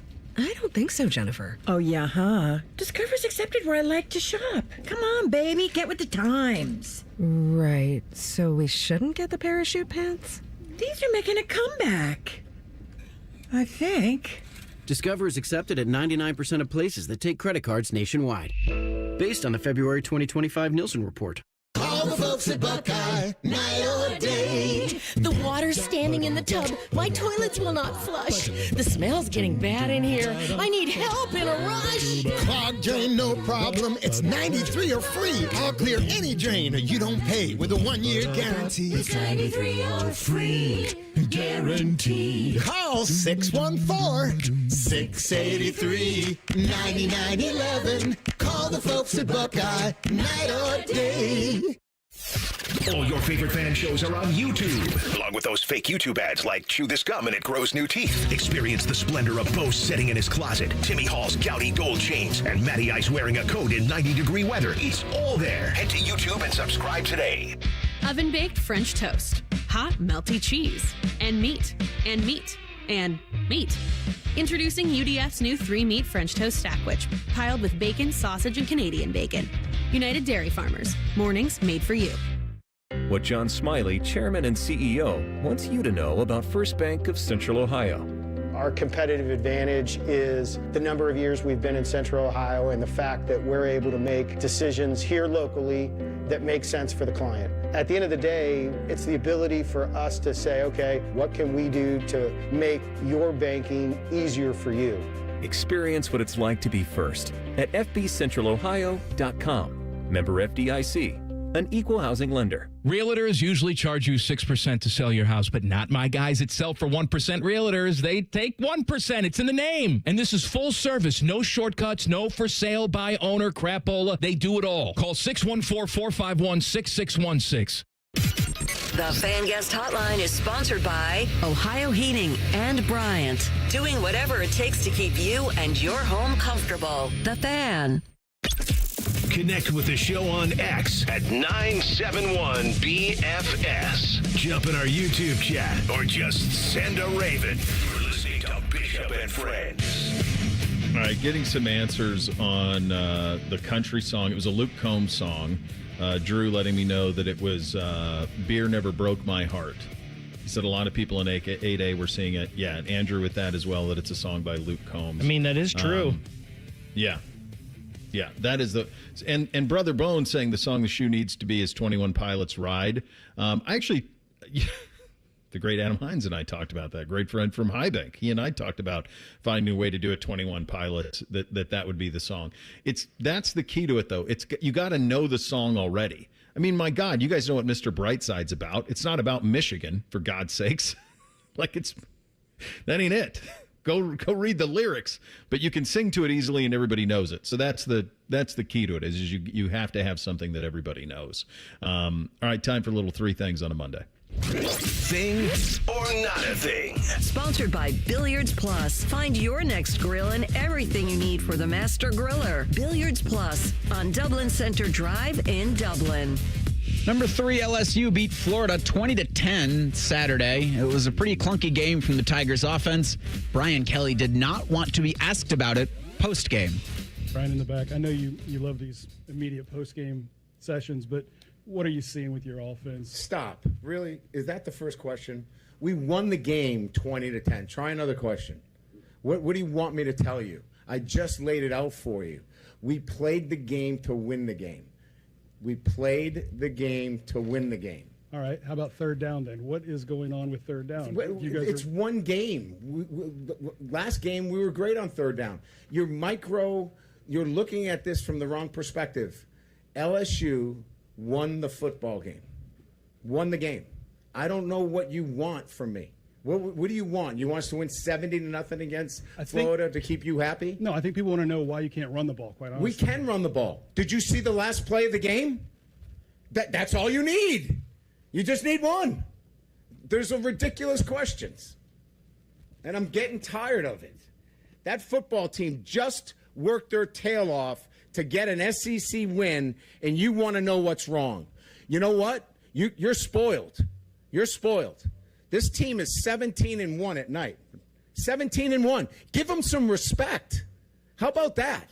Give them some respect instead of micro-analyzing every little thing. This is ridiculous. For a group of seasoned reporters, that kind of question is so out of line. Thing or not a thing? It's not out of line at all. It's not out of line at all, and it's not going to curry him any favors with the folks that cover that team. I would also say that there are that going with that question out of the gates sets a tone that maybe doesn't need to be set. If you just wait 4 or 5 questions in to ask a question like that, then he's probably more receptive to it. He's got the number 3 team in the country. Whether you believe they're third in the country or not, that's up to you. But he's got a couple of quality wins, and that's just not the way to start a presser. I think the questions is completely fair because their offense has done nothing. They did nothing against Clemson. Who did they play in week 2? I can't even remember. But it was a lesser opponent, and it was similar. Like they weren't lights out. Tech. Okay, Louisiana Tech. So there you go. So it's a fine question. It's just the timing of it is what got a little burr in his saddle. Yeah, that's the thing, Bo. And we talked about this a couple weeks ago when we hit Texas week and Ryan Day's first press conference, and the first question was about in-season recruiting, right? Mm-hmm. Like, that's not the first question isn't the time, but a lot of times these guys have their question that they want to ask at the presser already in there. I don't know if this reporter thought he was going to be called on first or not or whatnot. Probably, if he was first, he should have had another question. People have told me Florida is a good team this year. I don't know. I've never believed that. In the last 2 weeks, it sure hasn't looked like that for them. But if that's the case, that's a big win for LSU. And I think a Florida game is always big for LSU. Why don't we start off talking about the defense with the 5 interceptions? The question is a valid question. Mm-hmm. It is absolutely it's not a ridiculous question, as Brian Kelly said, but the first question of the press conference is not the right time for it. And just some perspective, you guys remember those stats I gave you on Julian Sand through 3 games? And I acknowledge that LSU has 1 game. I actually think their schedules kind of match up because they got Clemson, La Tech, and then they have Florida. Ohio State has Ohio and Grambling and Texas. So I think overall, it's relatively similar in terms of how they've started the season.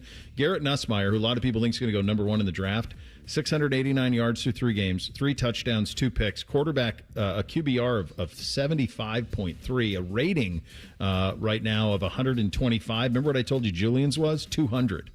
79% completions, 8 touchdowns, 3 picks. This is the kid some people think is going number 1 in the draft. It doesn't look right. It doesn't. And it's a fair question. It's just tough when you lead off that way because then you kind of derail the whole press conference when that happens. I also believe they had just over 100 yards rushing, and 52 of them were on that final play he referenced. So they are having some trouble running the ball. They were +4 in the turnover margin and won by 10. Mm-hmm. That is strangely alarming, but also for the reporter, don't preface the question with, I know you hate doing these. Right. Yeah. Like, what? I mean, if he's seasoned enough, he should know Brian Kelly at that point to maybe not lead him, because then you're just kind of excusing what it was kind of a meltdown. And look, they won the game, right? We heard Ryan Day say the same thing after Texas. We called this different. We called what we thought we needed to do to win the game. Yeah. They probably had a scaled back offensive game plan in this one. And when you get 5 interceptions and your defense is playing well, maybe you scale it back even more. Mm-hmm.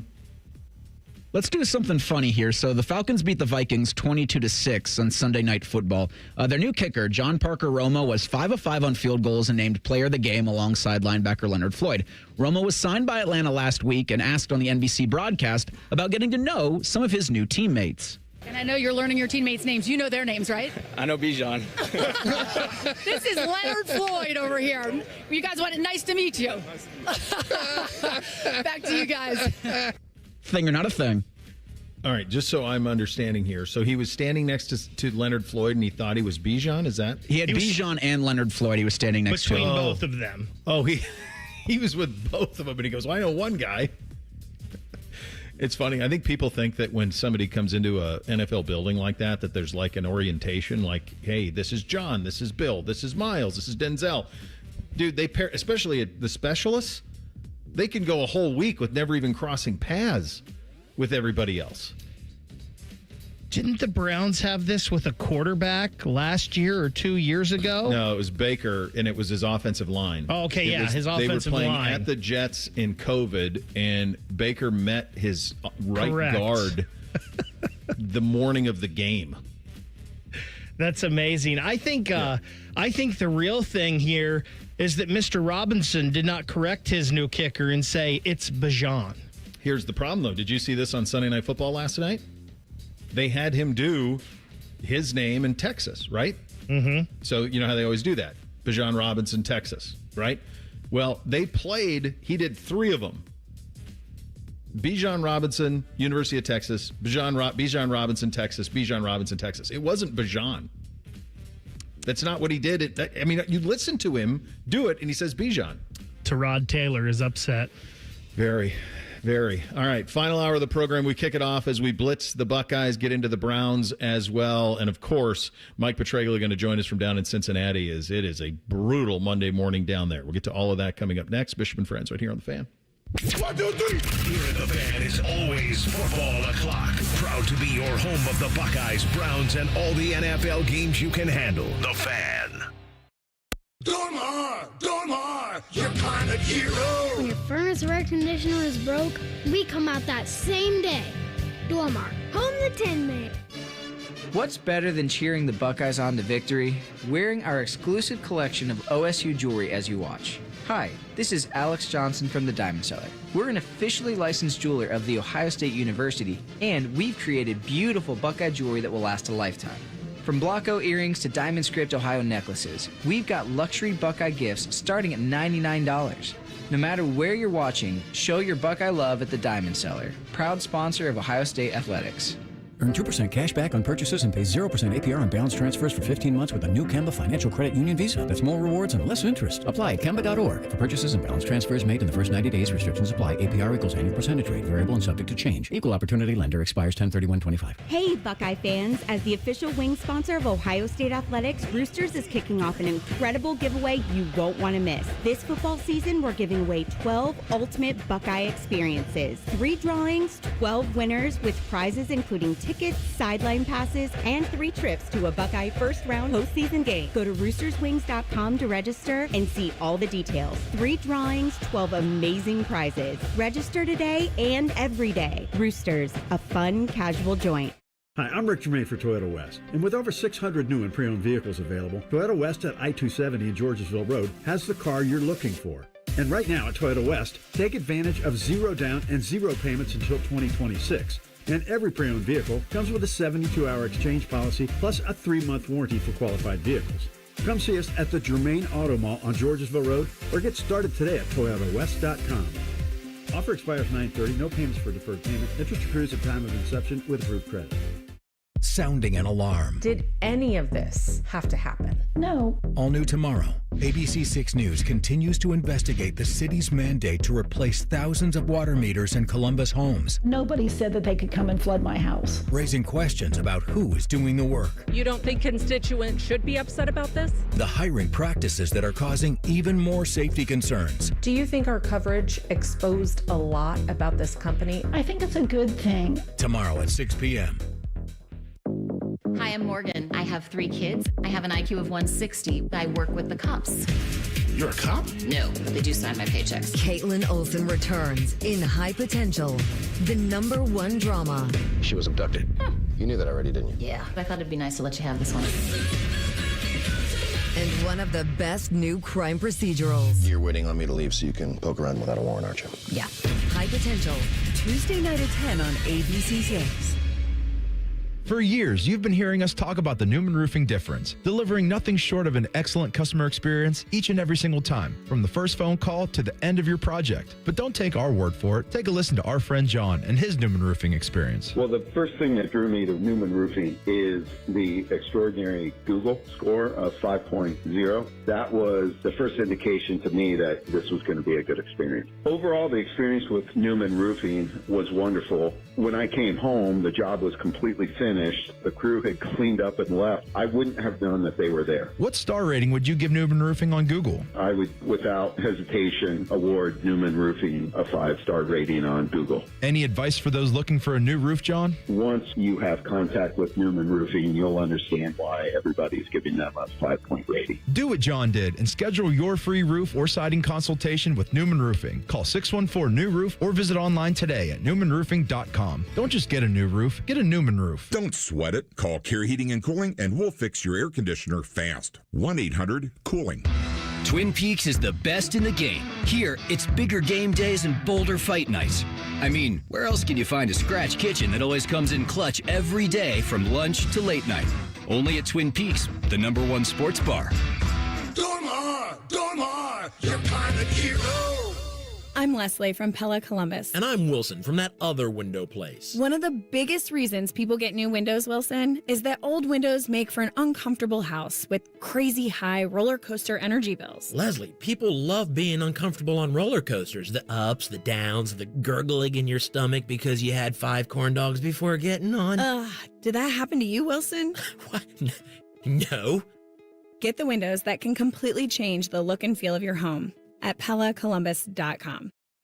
Broadcasting from the Lindsay Honda Studios. Honda makes the cars. Lindsay makes the difference. Visit lindsayhonda.com. WBNS-FM, HD1 Columbus.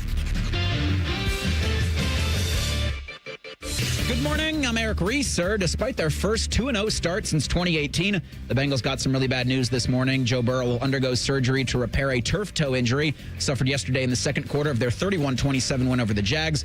Burrow's expected to miss at least 3 months. Jake Browning will be the quarterback Sunday at Minnesota and moving forward. As for the Browns, Cleveland's 0-2 following a 41-17 loss in Baltimore to the Ravens. Week 2 in the National Football League wraps up with a Monday night doubleheader. The Texans host the Buccaneers at 7. The Chargers are at the Raiders at 10 o'clock. You can hear Monday Night Football on the Fan tonight following Buckeye Roundtable. Ohio State's head coach Ryan Day will join the Roundtable program at 6:35. Top-ranked Buckeyes are on a bye this week at Washington next Saturday. This update is sponsored by Dr. Mark Levy. If you're snoring and not sleeping, call Dr. Mark Levy's office at 1-800-MORE-SLEEP. That's 1-800-MORE-SLEEP. Or visit him online at sleepbettercolumbus.com.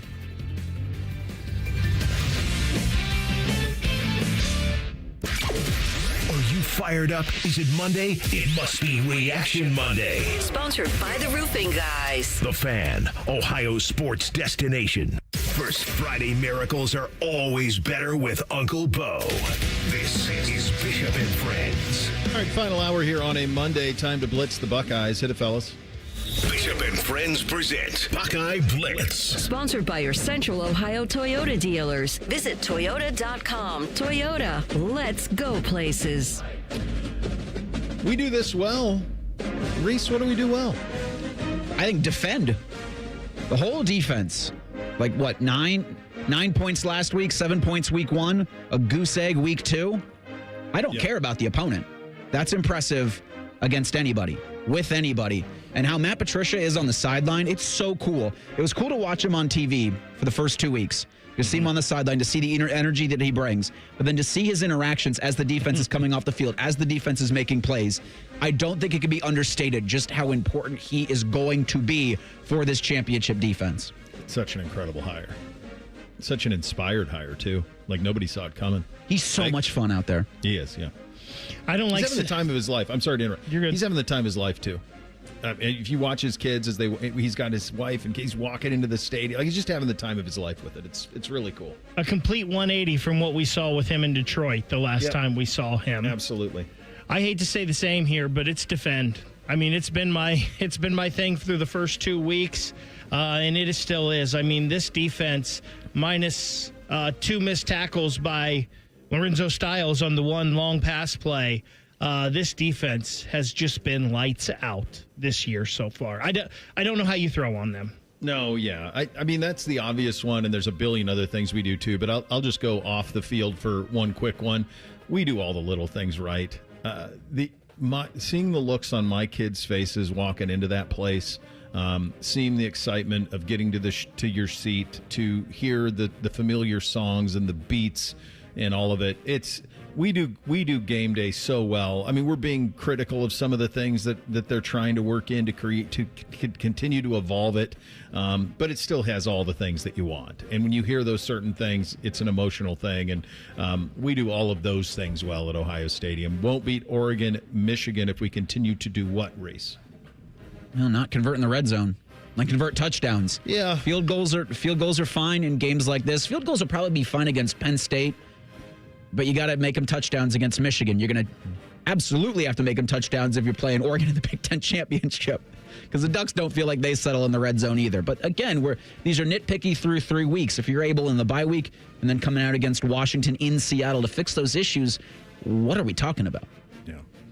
The red zone inefficiency coming off of this week is the answer here. I'm just going to take it a little farther. When you can put points on the board, put points on the board. Touchdowns are nice, but field goals do add up. Mm-hmm. And if you can get down there, even if you're struggling, kick the field goal. Get the points, please. Yeah, I mean, honestly, I think you'll beat them both. But if there is something, I suppose that's kind of the only thing you could come to out of this. The only other thing I would say, though, is I just think, will you beat Oregon and Michigan if 25 isn't your featured back? I don't know. I think he has an element to it. So I think one of the big things offensively, you just got to get him up to speed on everything, because his gear is just different than the other guys. The other guys are really good players, and they bring different things, but his gear is certainly a gear that the others can't get to. I'd like to see more of what, Reese? Bo Jackson. Yeah. I think he will. RB1. And yeah, I don't know if it's particularly close. I think Bo Jackson again, Reese. I think that's the right answer. I would like to see a third receiver. I mean, it's really good here with Carnell. It's really good with Jeremiah. Even the tight ends, we're using them a little bit and hitting them.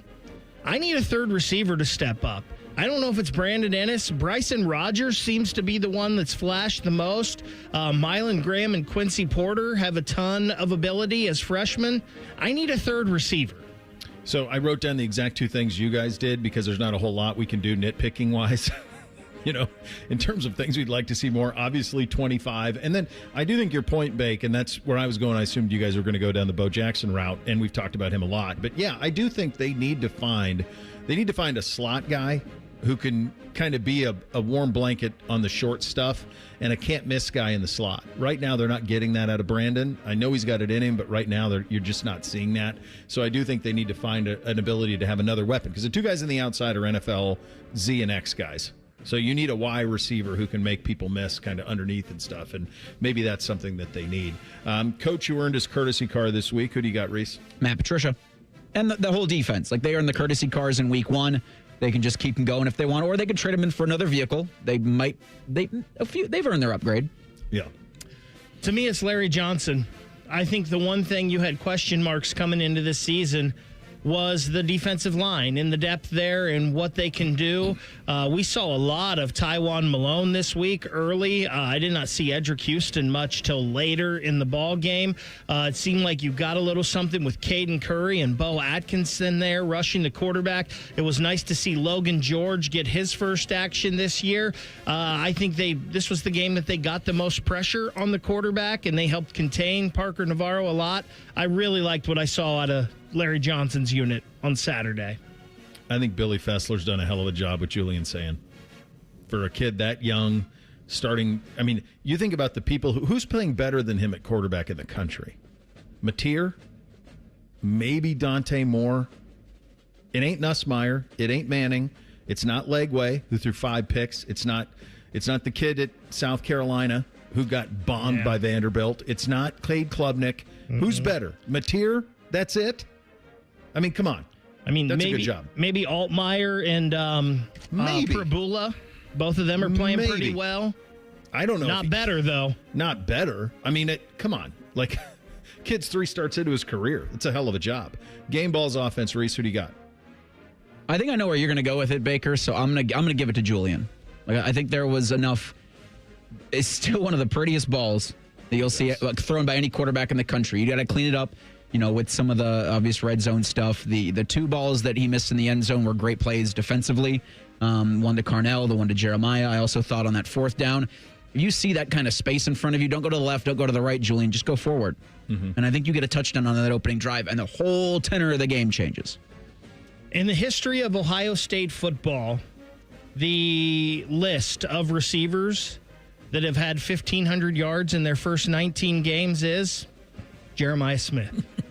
There's exactly one. 9 catches, 153 yards, and a touchdown. And the only one to ever do that in the history of Ohio State football, have your game ball number 4. Yeah, those two, I like what you guys both did there. I think, obviously, Bo Jackson, too. The other one that I would give some attention to is Carnell Tate, who I do think is going to be a first-round pick and does not get the targets or the looks, but you never see a head hung. He just goes and makes a play when the ball comes his way, and he made a great one a couple of weeks ago. He made another. I mean, just a beautiful post route that they hit. It's just special to have talent like that. Carnell Tate's going to be a lot like a Mecca. He is. Where he's never going to be the best receiver on his team until maybe a couple years into his NFL run. Yeah, then he will be. Game ball defense. Who do you got, Reese? Caden Curry, I think, is the obvious pick. Look, Bo Atkinson also had himself, I think, a heck of a game. He plants that hit on Parker Navarro to put him out of the game. And I think that was a lot, too. Ohio sputtered because Paulus isn't it. Bo, you said earlier that you think Ohio State is the best team in the country and they have the highest ceiling. I think Arvell Reese is on a short list of best defensive players in the country, and he might have the highest ceiling. This guy has so much room to improve, and he is just a freak. The closing speed that he showed on that pass that he batted down from Parker Navarro was just insane. They had him spying Navarro a lot in that game, and Navarro really had nowhere to go. Arvell Reese, it's kind of scary to think what the finished product will be with him. Yeah, it really is. I think he could play himself. I think him and Sonny as linebackers, it's hard, but I think they could play themselves into being first-round picks. I'm going to go to a guy who is a first-round pick, would have been a first-round pick, Caleb Downs. Just when you see him in person and you see all that he does pre-snap, it defies logic that a human can do that. It's just, he's so gifted. Big Ten threat level. Who in the league impressed you this weekend, Reese? Oregon. That's, good. There's few notes to take on the Oregon Ducks. And I don't think Northwestern's very good, but you handle your business if you're Oregon. Yeah, they did. For me, it's Nebraska. And I know they played nobody, and they really haven't played anyone. Houston Baptist. But it's just looking right with them, right? Yeah, it is. This hasn't looked right for them in the past handful of years. They're going out and they're acting accordingly. That game with Michigan looming here on the schedule, I'm very intrigued with. Yeah, I was going that route too from with that, but I'm going to go the other way. I'm going to go 2 teams that you don't need to pay attention to: Minnesota and PJ going out and playing late night at Cal and getting bombed 27-14, and UCLA. My God, Nico, you want to have that one back? Playing on a Friday night at the Rose Bowl, where you can transfer New now. Mexico come in to beat you 35-10 in front of 18 people. Holy smokes, that's a choice that was made there. You have our attention now. Who around the country impressed this weekend for you, Reese? Did you see what Watterson did Friday night? I didn't. They scored 81 points in a game. I know it's a high school football game, but that had my attention. Yeah. We have never had this ever in the history of our Friday night show. We had 2 Columbus teams score 81. Wow. Never seen that. Who was the other one? East beat Mifflin 81-0. Jeez, that's always tough. I know UA hung a bunch on New Albany, but not 81. Yeah, that's tough. I think it's the Miami Hurricanes. I'm sorry, Bake, you had one. Go ahead. Around the country, your attention. I'm going to go Georgia, just because I wasn't sure if they were a top dog or not.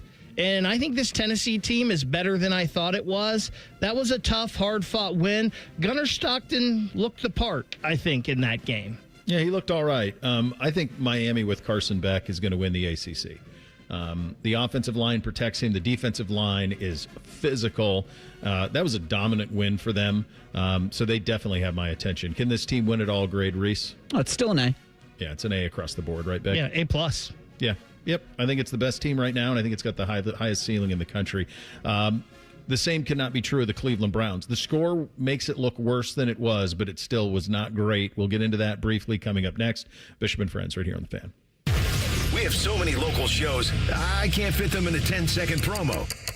So let's just say we're live and local all damn day. The Fan.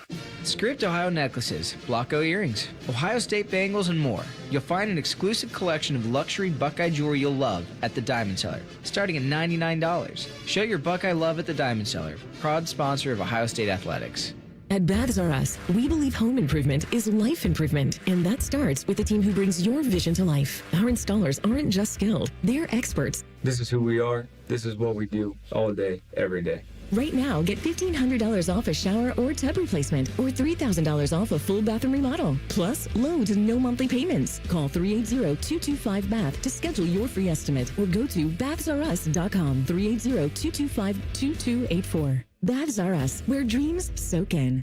Hey, Buckeye fans! As the official wing sponsor of Ohio State Athletics, Roosters is kicking off an incredible giveaway you won't want to miss. This football season, we're giving away 12 ultimate Buckeye experiences. 3 drawings, 12 winners, with prizes including tickets, sideline passes, and 3 trips to a Buckeye first-round postseason game. Go to roosterswings.com to register and see all the details. 3 drawings, 12 amazing prizes. Register today and every day. Roosters, a fun, casual joint. The season may be winding down, but there's still time to make the most of Buckeye Lake. At Buckeye Lake Marina, we have year-end deals on boats, accessories, and more to get you ready for next year's adventures. Looking to upgrade? The Buckeye Lake Marina staff is there to help you find the perfect boat at unbeatable prices. Buckeye Lake Marina has a long list of satisfied customers and want you to be the next. Don't wait. Sail into savings at Buckeye Lake Marina before the year ends and find the boat that's just right for you. Visit BuckeyeLakeMarina.com for more. Enjoy a good deal more on fresh family favorites this week at Meijer. Save on fresh from Meijer whole pork shoulder butt roast, just $1.79 a pound. Locally grown bulk Honeycrisp apples are $1.49 a pound. And Meijer shredded chunk or sliced cheeses 3 for $6. With flu season around the corner, protect yourself and family with a flu shot. Available today at your Meijer pharmacy. Getting everything you want in just one stop. That's the good life at Meijer. Exclusions apply. See all deals in the Meijer app. Get your air conditioner fixed fast. Call Care Heating and Cooling, 1-800-COOLING.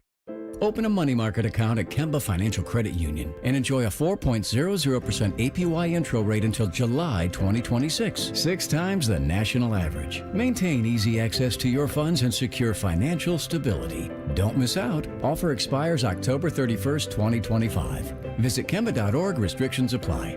Advantage status and $5,000 minimum and $1 million maximum deposit required. APY equals annual percentage yield. Comparison based on FDIC average, federal insured by NCUA.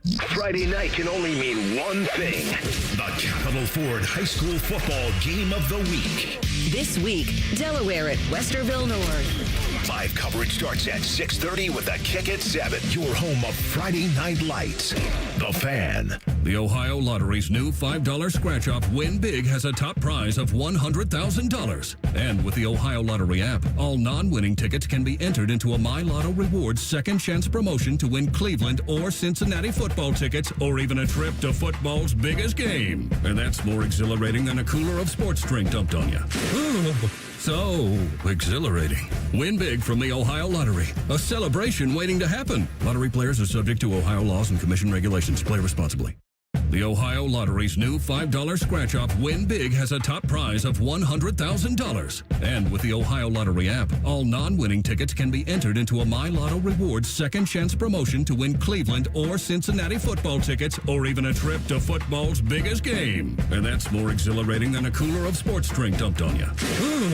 So exhilarating. Win big from the Ohio Lottery. A celebration waiting to happen. Lottery players are subject to Ohio laws and commission regulations. Play responsibly.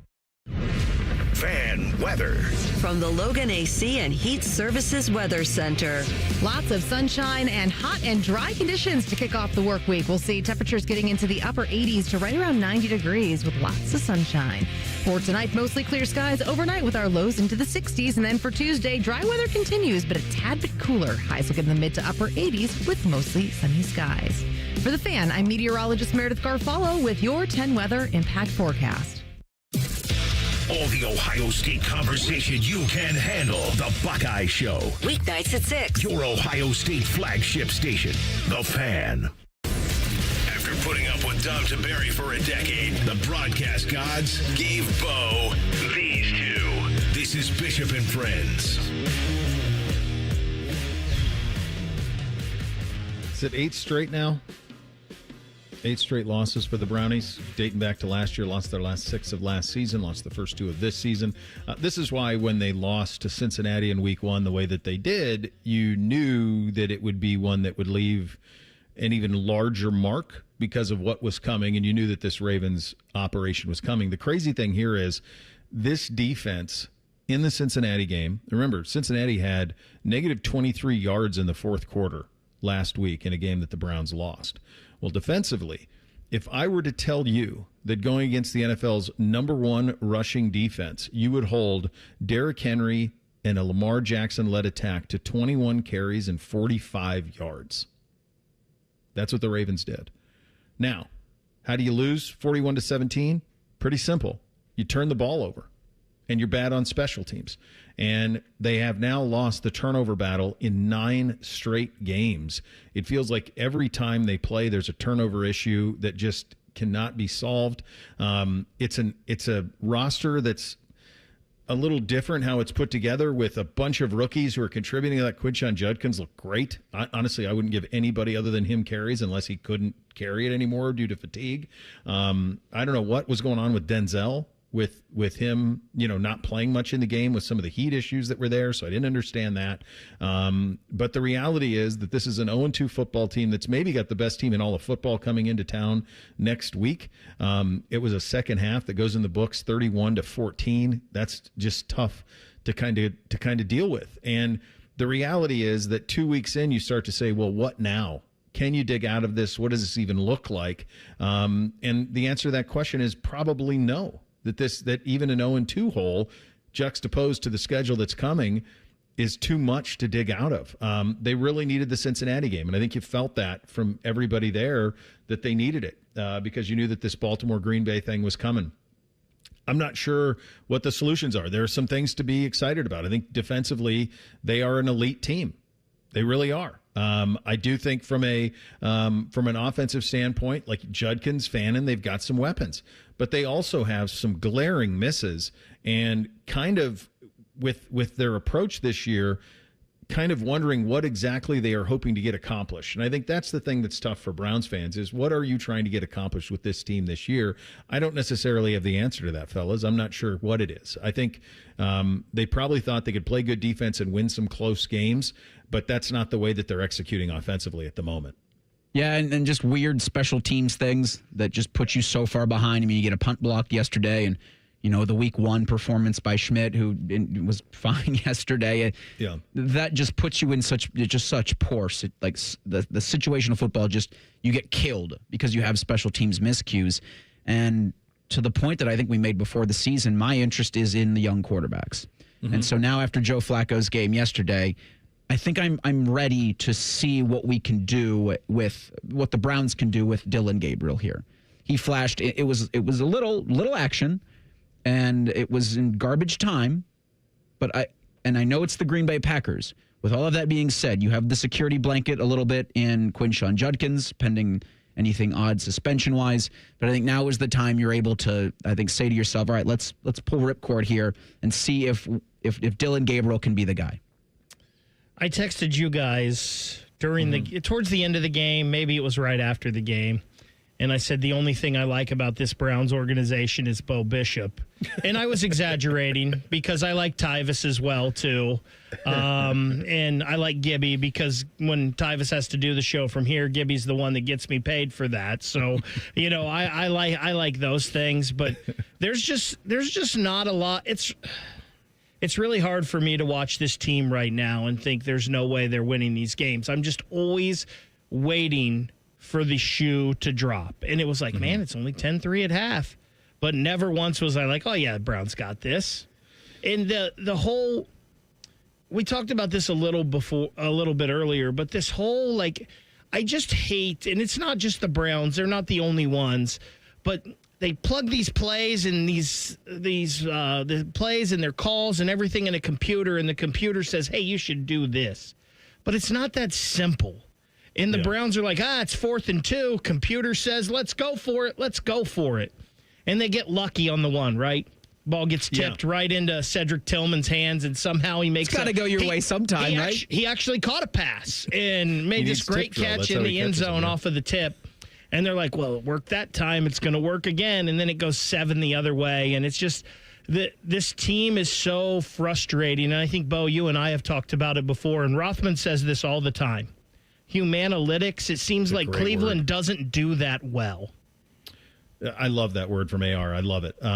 It's an incredible contribution from him. I just think it's really not just for the Browns, but for all of these teams. Like you can look at how and you can plug things in, but if you don't know what's going on between the ears of guys, it's hard to say. Look, the reality is that this is not the team that they thought they were going to have. The team that they thought they were going to have was with Kenny Pickett, and they're going to power run it, play great defense, hopefully with Jeremiah Owusu-Koramoah and Jordan Hicks. They don't have either of those guys. They don't have Martin Emerson. They were without Denzel Ward for much of the game yesterday. I mean, just think of that. That's 3 of their most important defensive players. When you talk about Emerson, a limited Ward, and obviously no JOK.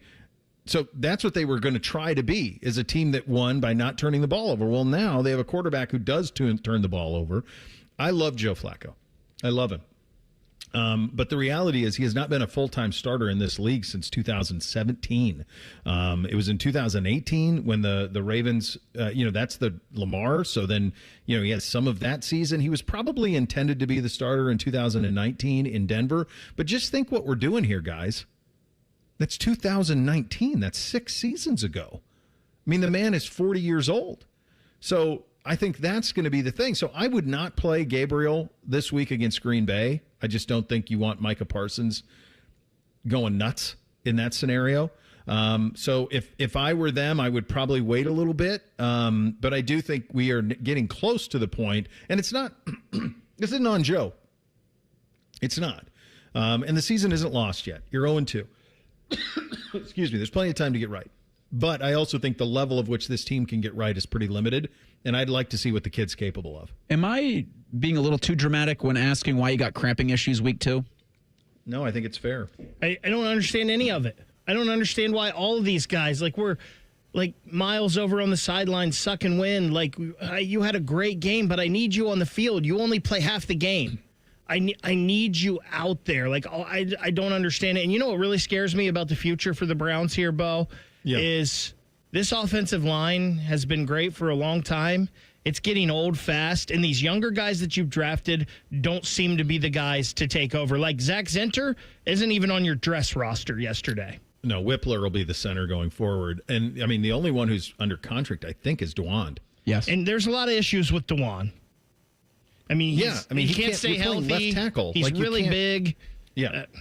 No, I mean, you can't need a blow in week 2. So, and then the medicine that you get, the elixir that you get, is the Green Bay Packers coming to town on Sunday. So that'll be a lot of fun. The crazy thing is that Browns fans probably wake up this morning feeling better about their situation than Bengals fans do because of what happened to Joe Burrow. Mike Petraglia going to join us on that coming up in 2 minutes. Bishop and Friends right here on The Fan. This sports report brought to you by Bet365. Football is back. Get ready for the season at Bet365. When it comes to sports books, Bet365 has it all. Download the app today and see why it's never ordinary at Bet365. They're trained. They're fired up. Let's do it. When you need heat, they can't be beat. They're Ohio State's undefeated heating and cooling team.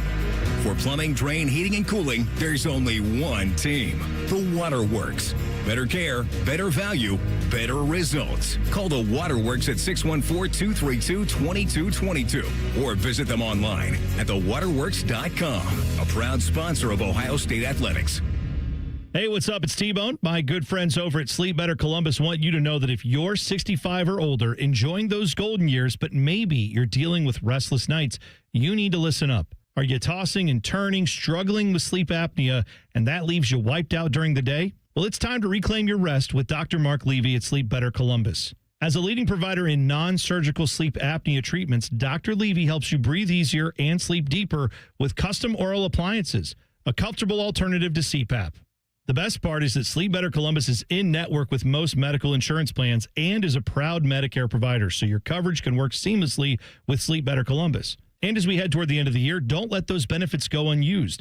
You don't want to wait to use your deductible. Act now to make the most of it with Sleep Better Columbus. Call Sleep Better Columbus today at 800-MORE-SLEEP or visit sleepbettercolumbus.com. Once again, that number, 800-MORE-SLEEP or sleepbettercolumbus.com for your consultation. Sleep better, live better, you've earned it. 1-800-GOT-JUNK is your friend with the truck. We make junk disappear. All you have to do is point.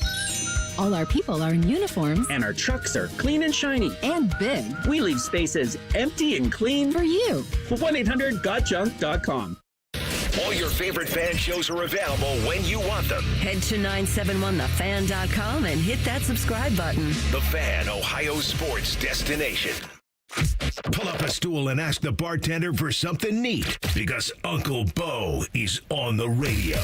This is Bishop and Friends. Well, I didn't necessarily know that rejoin was the one, but something neat and lots of it is probably what a Bengals fan needs on this Monday. Mike Petraglia covers the Bengals, CLNS Cincinnati, host of Jungle Roar podcast, host of Code Reds podcast as well. Mike, I mean, what's a Monday morning like with this news, bud?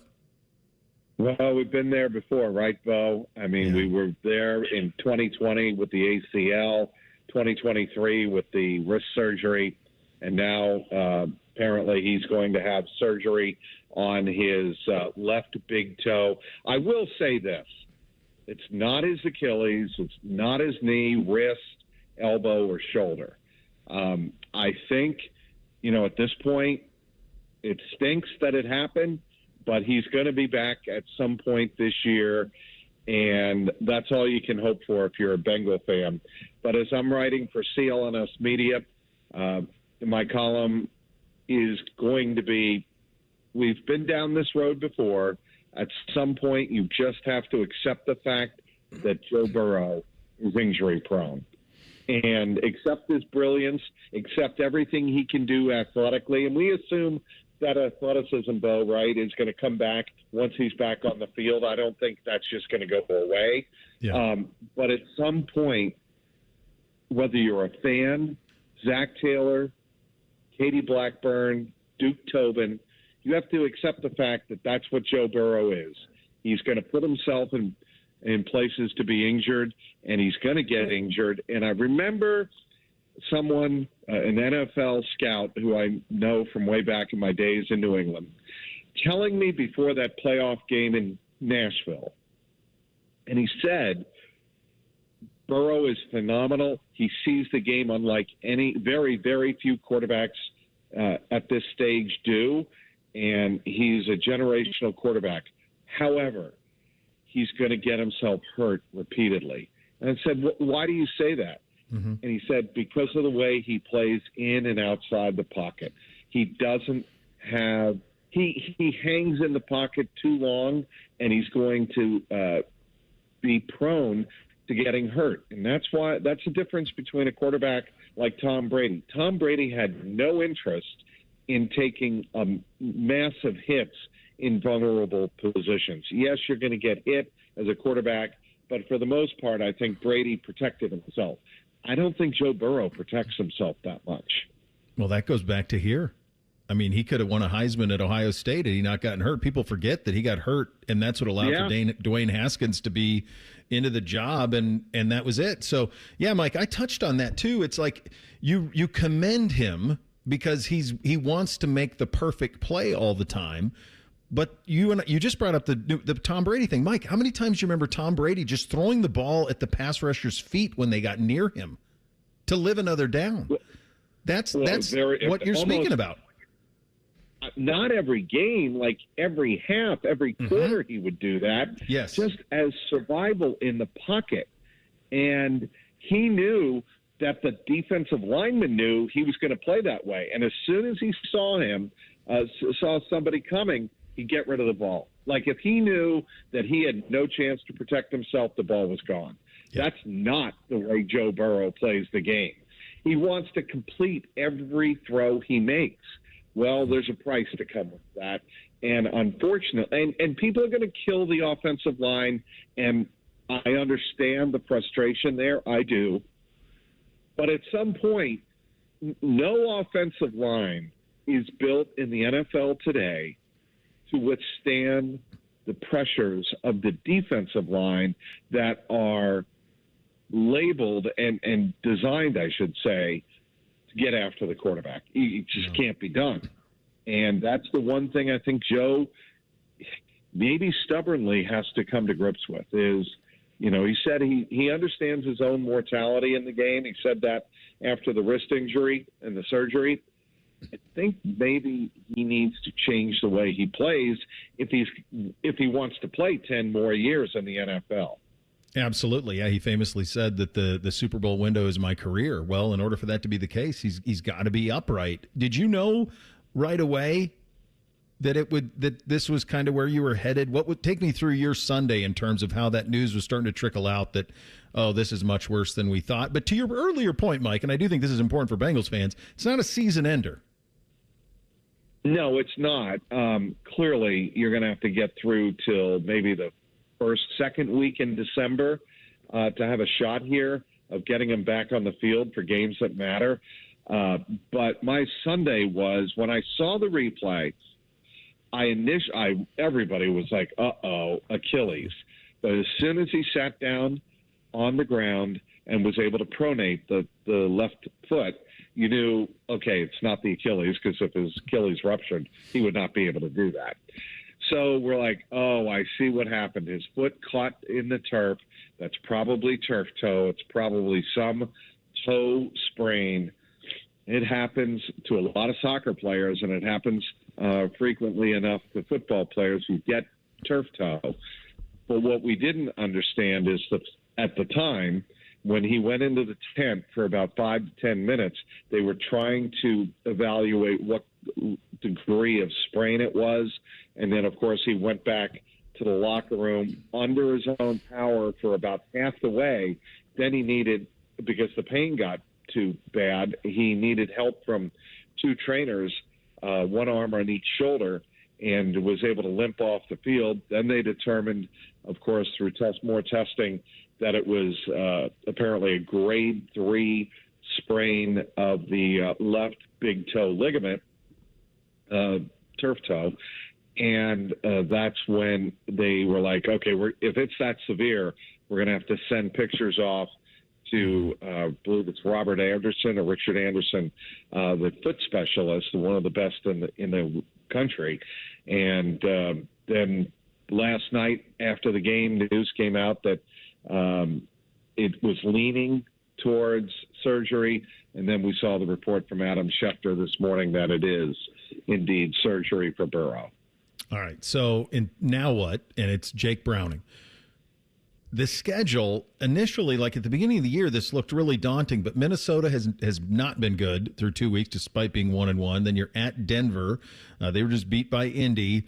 Then it's Lions and Packers. Okay, then it gets pretty tough. You mentioned that early December. They got a stretch. Ravens, at Bills, at Ravens. Can Jake Browning keep this thing above water till then? Yes, I think he can.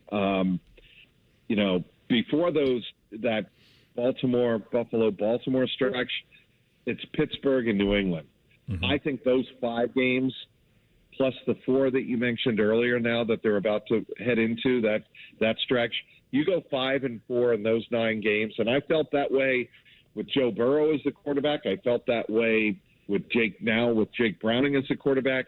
You get through those 9 games, 5-4, you're going to, especially now starting 2-0, you're going to stand a very good chance of making the playoffs. So that's where I am in terms of breaking down the schedule.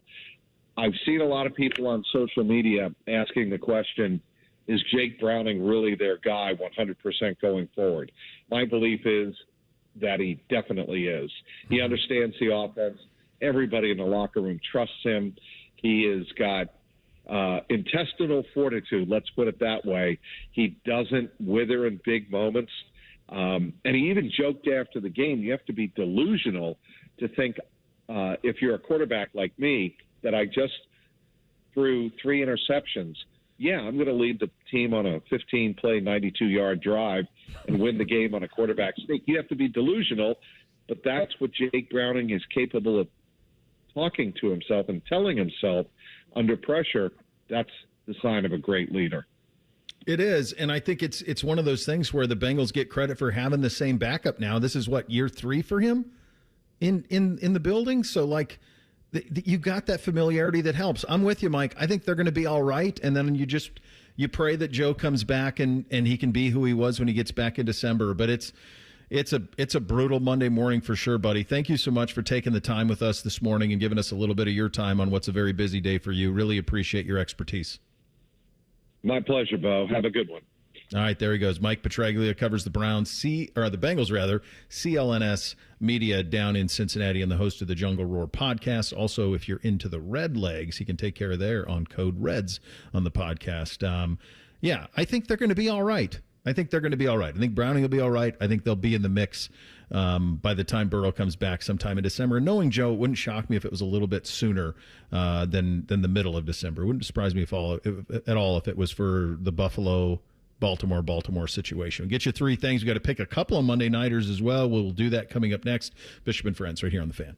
Are you looking to hire? ZipRecruiter finds the best candidate for your job fast. Try ZipRecruiter for free at ZipRecruiter.com/free. ZipRecruiter.com/free. The Daily Ryan Day Show is brought to you locally by your Central Ohio Toyota dealers and by Hyde Park Prime Steakhouse on The Fan, Ohio's sports destination. This is the Ryan Day Show, brought to you statewide by Safelite Auto Glass. Coach, 24 unanswered points. What does a win like this against Ohio say about how your team can respond? Yeah, no, I think, nobody panics in a game where, the way we were moving the ball early, we were expecting to score more points, and it's easy to start panicking. We didn't. We hung in there and, played much better down the stretch. The touchdown to Jeremiah Smith certainly shifted the game a bit, but how did it shift the energy on the sideline? When you hit a big shot like that, the whole stadium kind of got back into it. You could feel the energy. It kind of started with Brandon Ennis on a really good return, and then we spit the ball out in the perimeter. Both Jeremiah and Brandon did a nice job on that. Got us to midfield, set up the shot, and then came back in another one to Carnell. So, we can be explosive like that. It certainly makes a big difference. And a lot of yards to be had tonight, and we certainly want to have more points, though. We'll have a final comment after this. Hi, this is Paul Keels. This Buckeye season, don't let a broken windshield ruin your game plan. Safelite Auto Glass makes it easy to get your windshield fixed with their mobile glass shops all over Central Ohio. They can come to you anywhere, giving Buckeye fans more time for game time. OH? Man, I love that. Schedule at Safelite.com. Safelite Auto Glass is a proud sponsor of Ohio State Athletics. Safelite Repair, Safelite Replace.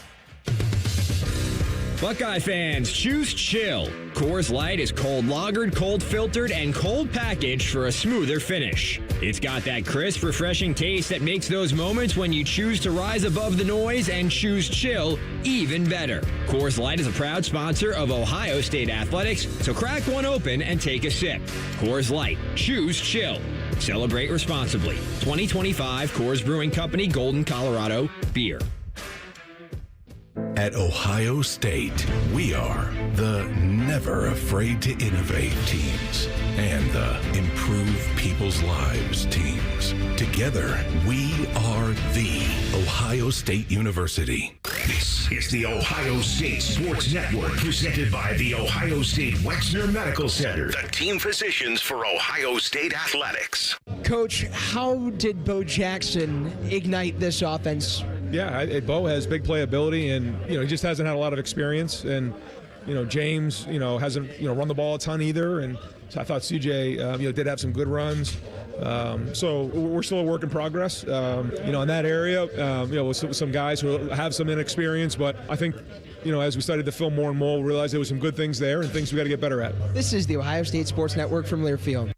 For over 37 years, Buckeye Nation has known Hyde Park Prime Steakhouse for serving the best steaks in the city. Our thick-cut, aged steaks are a staple in Columbus, with 3 locations in Upper Arlington, Dublin, and downtown. And just like the Buckeyes, we strive for excellence and an experience like no other. Hyde Park is proud to introduce the newly added wine room at our downtown Columbus location, where a new elegance in dining surrounds you, creating the ideal setting for any occasion or the perfect night out. Hyde Park is a proud sponsor of Ohio State Athletics. Go Bucks!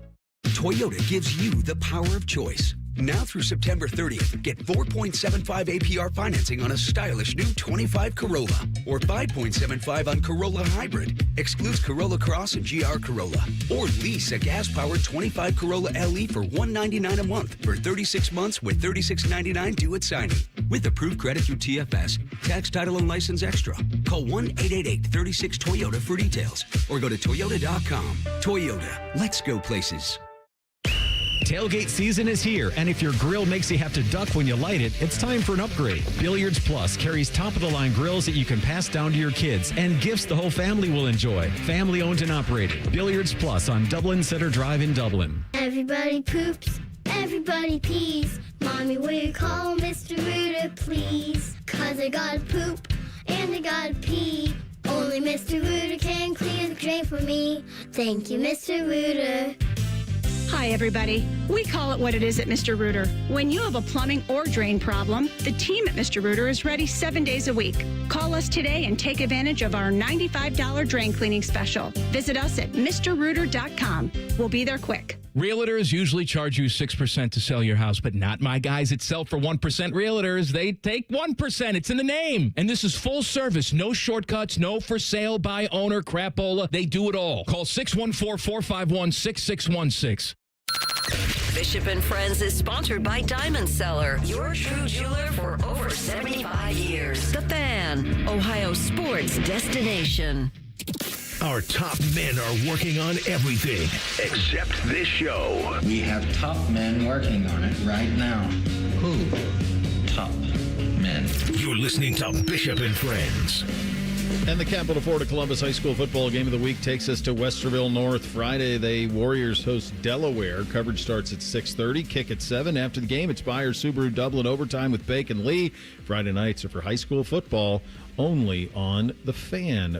We got to do a little bit of a beat the house here, don't we? We got two games tonight, Bake. 2 games on the NFL slate this evening. The old Monday night doubleheader. We've got first up with Buck and Aikman. The Tampa Bay Buccaneers are down in Houston to take on the Texans at 7. Houston is the favorite at home by 2.5. Yeah, I need to have a massive bounce back tonight to just even get to respectability. I've only got 5 right in the NFL. Just a brutal weekend of scores from your Uncle Bo. I'm going to roll with Bake and the Bucks to win outright in Houston tonight. Give me Bake and the Bucks. Yeah, something's up with Houston. I think something's right with Tampa Bay right now. Now, 10 o'clock, I'm sure none of us will be staying up to watch this one to completion. Fowler, Orlovsky, and Lewis Riddick on the call. The Los Angeles Chargers are in Vegas to take on the Raiders. The Chargers favorites on the road by 3.5. As an aside, I would say that they should have just swapped these, and I know that Stan Kroenke didn't want it, but it should be the Los Angeles Raiders and the Las Vegas Chargers. I think that would have helped even the Chargers have the football team in Vegas had a better foothold on being their own versus sharing the Raiders with everybody the way that they're doing. Either way, I think the Chargers are actually really good. I think they kind of bombed the Raiders tonight, so give me the Chargers. Yeah, I had a Go Chargers Go sounder, but I think I replaced it with We're in L.A., and so now that one's dead, so sad. We'll go back to that. The Schwarzenegger one's gone? Yeah, nothing stays, in our system, and I think we're doing a system switch tonight, which, oh boy. Oh, baby. That'll be fun.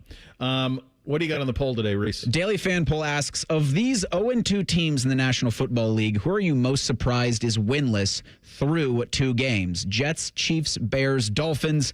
70% say the Chiefs are their most surprising 0-2 team. Yeah, for sure. I mean, but they also, it was Chargers and Eagles. So, but they do. Remember, you didn't want me to do it last week when we blitzed it. Like, they've got some... There are not a lot of weapons there. And Mahomes did. I don't know if you guys saw that play that Austin was talking about earlier. Mahomes missed a guy who was wide open by 20 yards on a deep ball. Now, he hit him later in the game, but he had him wide open, missed him by 20 yards. Pretty wild. All right, time for 3 things on a Monday. 1, 2, 3 things. Sponsored by Buckeye Lake Marina, Central Ohio's largest selection of new and pre-owned boats. Find your next dream boat at BuckeyeLakeMarina.com.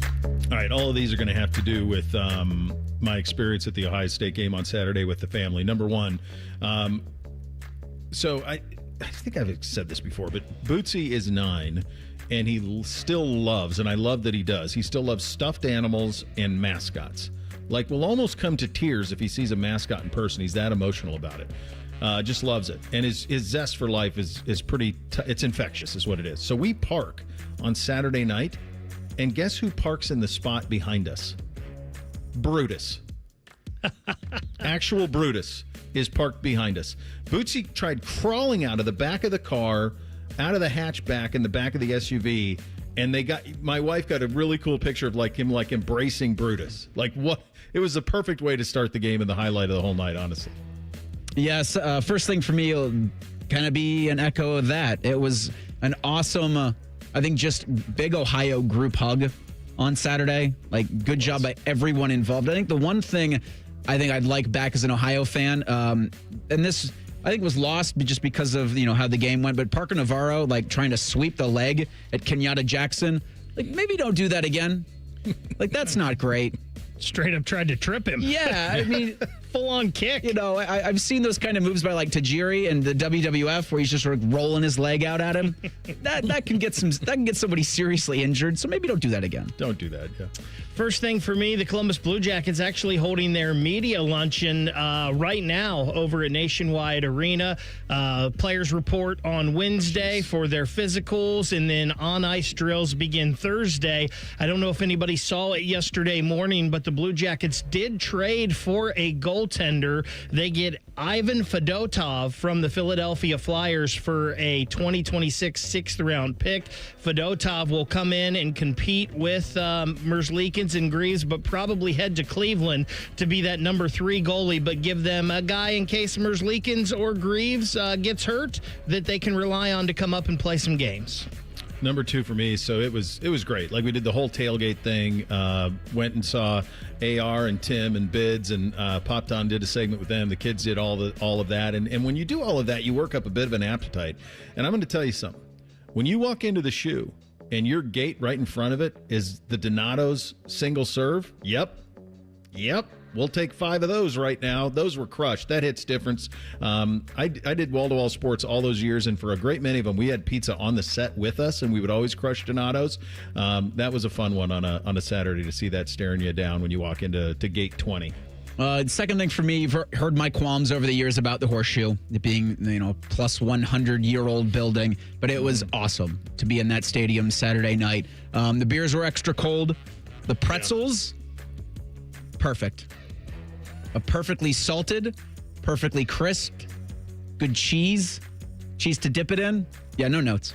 You got to be the one. My wife, I thought my wife made a critical error with the cheese. She put it underneath her seat after she was done with it. No. I quickly grabbed it. Now, she was smart. She already had taken all the cheese out, so it was okay. But that can be a debacle for footwear. Yeah, you step in that thing and you're finding it weeks later. Reese the Shoe accepts your apology. Second thing for me, Deshaun Foster. It was tough for him at UCLA, but it may not all be his fault. This from Stuart Mandel. The UCLA athletic department has a $200 million deficit over the last 6 years. They have no NIL pot of gold, complete fan apathy, and its Big Ten competitors obviously way more invested in football. Good luck, next head coach of the Bruins. We knew all of that when they took them, but we had to because they had to have USC, and we had to have USC because the SEC got Texas and Oklahoma. The dominoes from all of this. There's just so many. Sad. It used to be a proud program. It does, yeah, but it's just a different world now. Number 3 for me. So we're walking out after the game on Saturday night, and Beamsy goes, Dad, what did they used to do in the, where the skull session thing was? And I said, well, buddy, that's St. John Arena. They used to play basketball there. And he goes, God, that would have been awesome. And I said, you're right. Damn right it was. It was awesome. to have those two things. Like when you walk out of the north end shoe and you see that sucker sitting there, you go, God, just do that. It's just sitting there for you. Final thing for me, do this every year. Ohio and Ohio State. I don't mind it. You can do it at the shoe. Yep. That's fine. Every damn season. It's really cool. Gosh, at least every 5, right? Don't make it 15 like this time. Yeah, you rotate the MAC opponent because you get this kind of, just the alumni base in Central Ohio for a lot of these MAC schools, it makes it a really enjoyable time. It was fun. I agree with you. A lot of college football coming up next with Rothman and Ice. Jim Lachey at 12:30, Adam King at 1:30, and then they'll go national with Ian Fitzsimmons of ESPN at 2:30. There you go. Enjoy that. We're back tomorrow, Bishop and Friends, right here on The Fan. If the sound of another man slammed against plexiglass turns you on, you've come to the right place. Proud to be your home for Jackets hockey. The Fan, Ohio sports destination. Dormar, your climate hero. When your furnace or air conditioner is broke, we come out that same day. Dormar, home the Tin Man. Looking for bold flavors and award-winning spirits? High Bank Distillery is your destination for handcrafted cocktails, locally inspired dishes, and Whiskey War, the nationally recognized whiskey. Stop by their Grandview, Gahanna, and Westerville locations this week. Dine, drink, distill at High Bank. Common Man here for Hollywood Casino and the ESPN Bet Sportsbook. Timmy, it's football season. That means winning and fun. Oh, yeah. We have tailgate buffets for all of our watch parties. The 3 apps for $12 special. $25 Miller Lite buckets. And don't forget the crab legs. That's extended through September. So reserve a table at HollywoodColumbus.com. And how about this for new members? Sign up for the rewards program on the Penn Play app. Get a $20 dining credit. Then you get more crab legs. Gambling problem? Call 1-800-GAMBLER. Hey, crab legs. Crab leg problem? Call 1-800-CRAB-LEGS. Hey, Bobby Carpenter here. After retiring from professional football, I never expected that me, Bobby, I'd have low testosterone. So I went to my friends over at Affinity. I got my labs done, and now I've been on a testosterone replacement plan with Affinity for 8+ years. Best of all, they've supplemented it with peptides and lots of other great products. Learn why me and thousands of men trust the experts at Affinity to feel their best. Get more energy, better workouts, feel like yourself again. And do not waste another day. Get started at feelgreatcolumbus.com today.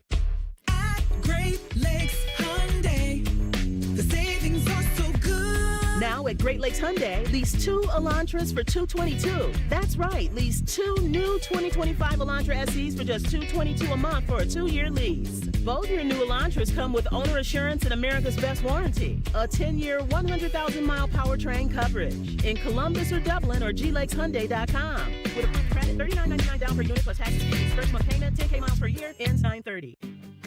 At Kroger Pharmacy, we make it easy to get flu, COVID, and RSV vaccines. They're available at no cost to you with most insurance plans. No appointment needed. And we're open weekdays, weeknights, and weekends. So come and visit us when it's most convenient for you. Kroger Health, a world of care is in store. Vaccines subject to availability. No cost to you with most insurance plans. Check with your plan for eligibility. Restrictions and exclusions may apply. See site for details. Hi, I'm Dr. John Runyon from Runyon Dental Group. Are you missing teeth or do you have uncomfortable dentures? Dental implants can not only transform your smile, they can restore your confidence and allow you to eat those foods you love that you've been missing. When I was in my early 30s, I was in a similar situation needing complex dental work and dental implants. I understand all the emotions that you're feeling because I've been the patient and I know that we can help you. Schedule a free consultation today at runyondentalgroup.com. That's runyondentalgroup.com. 5 words no one wants to hear? You need a new roof. What do you do? Who do you call? How are you going to pay for it? Hey, it's Timmy Hall, and these are all questions that run through people's minds when they hear those 5 words. But if you pick up the phone and call Victor's Home Solutions, your new roof will be the easiest, most hassle-free home improvement project you'll ever do. Victor's has thousands of 5-star ratings for both customer service and high-quality installation. Plus, they offer a 50-year leak-free guarantee on every roof they install. And since no one wants to pay these high interest rates for a limited time, Victor's is offering 5-year, no-interest financing with minimum monthly payments for qualified buyers. So if you need a new roof, don't stress. Victor's Home Solutions has your back. It starts with a free 21-point roof inspection. It assesses the exact condition of your roof and what needs to be done next. Set up your inspection today. 866-VICTORS. That's 866-VICTORS or online at victors.com. Care Heating and Cooling. When you need a company you can trust, call 1-800-COOLING. Broadcasting from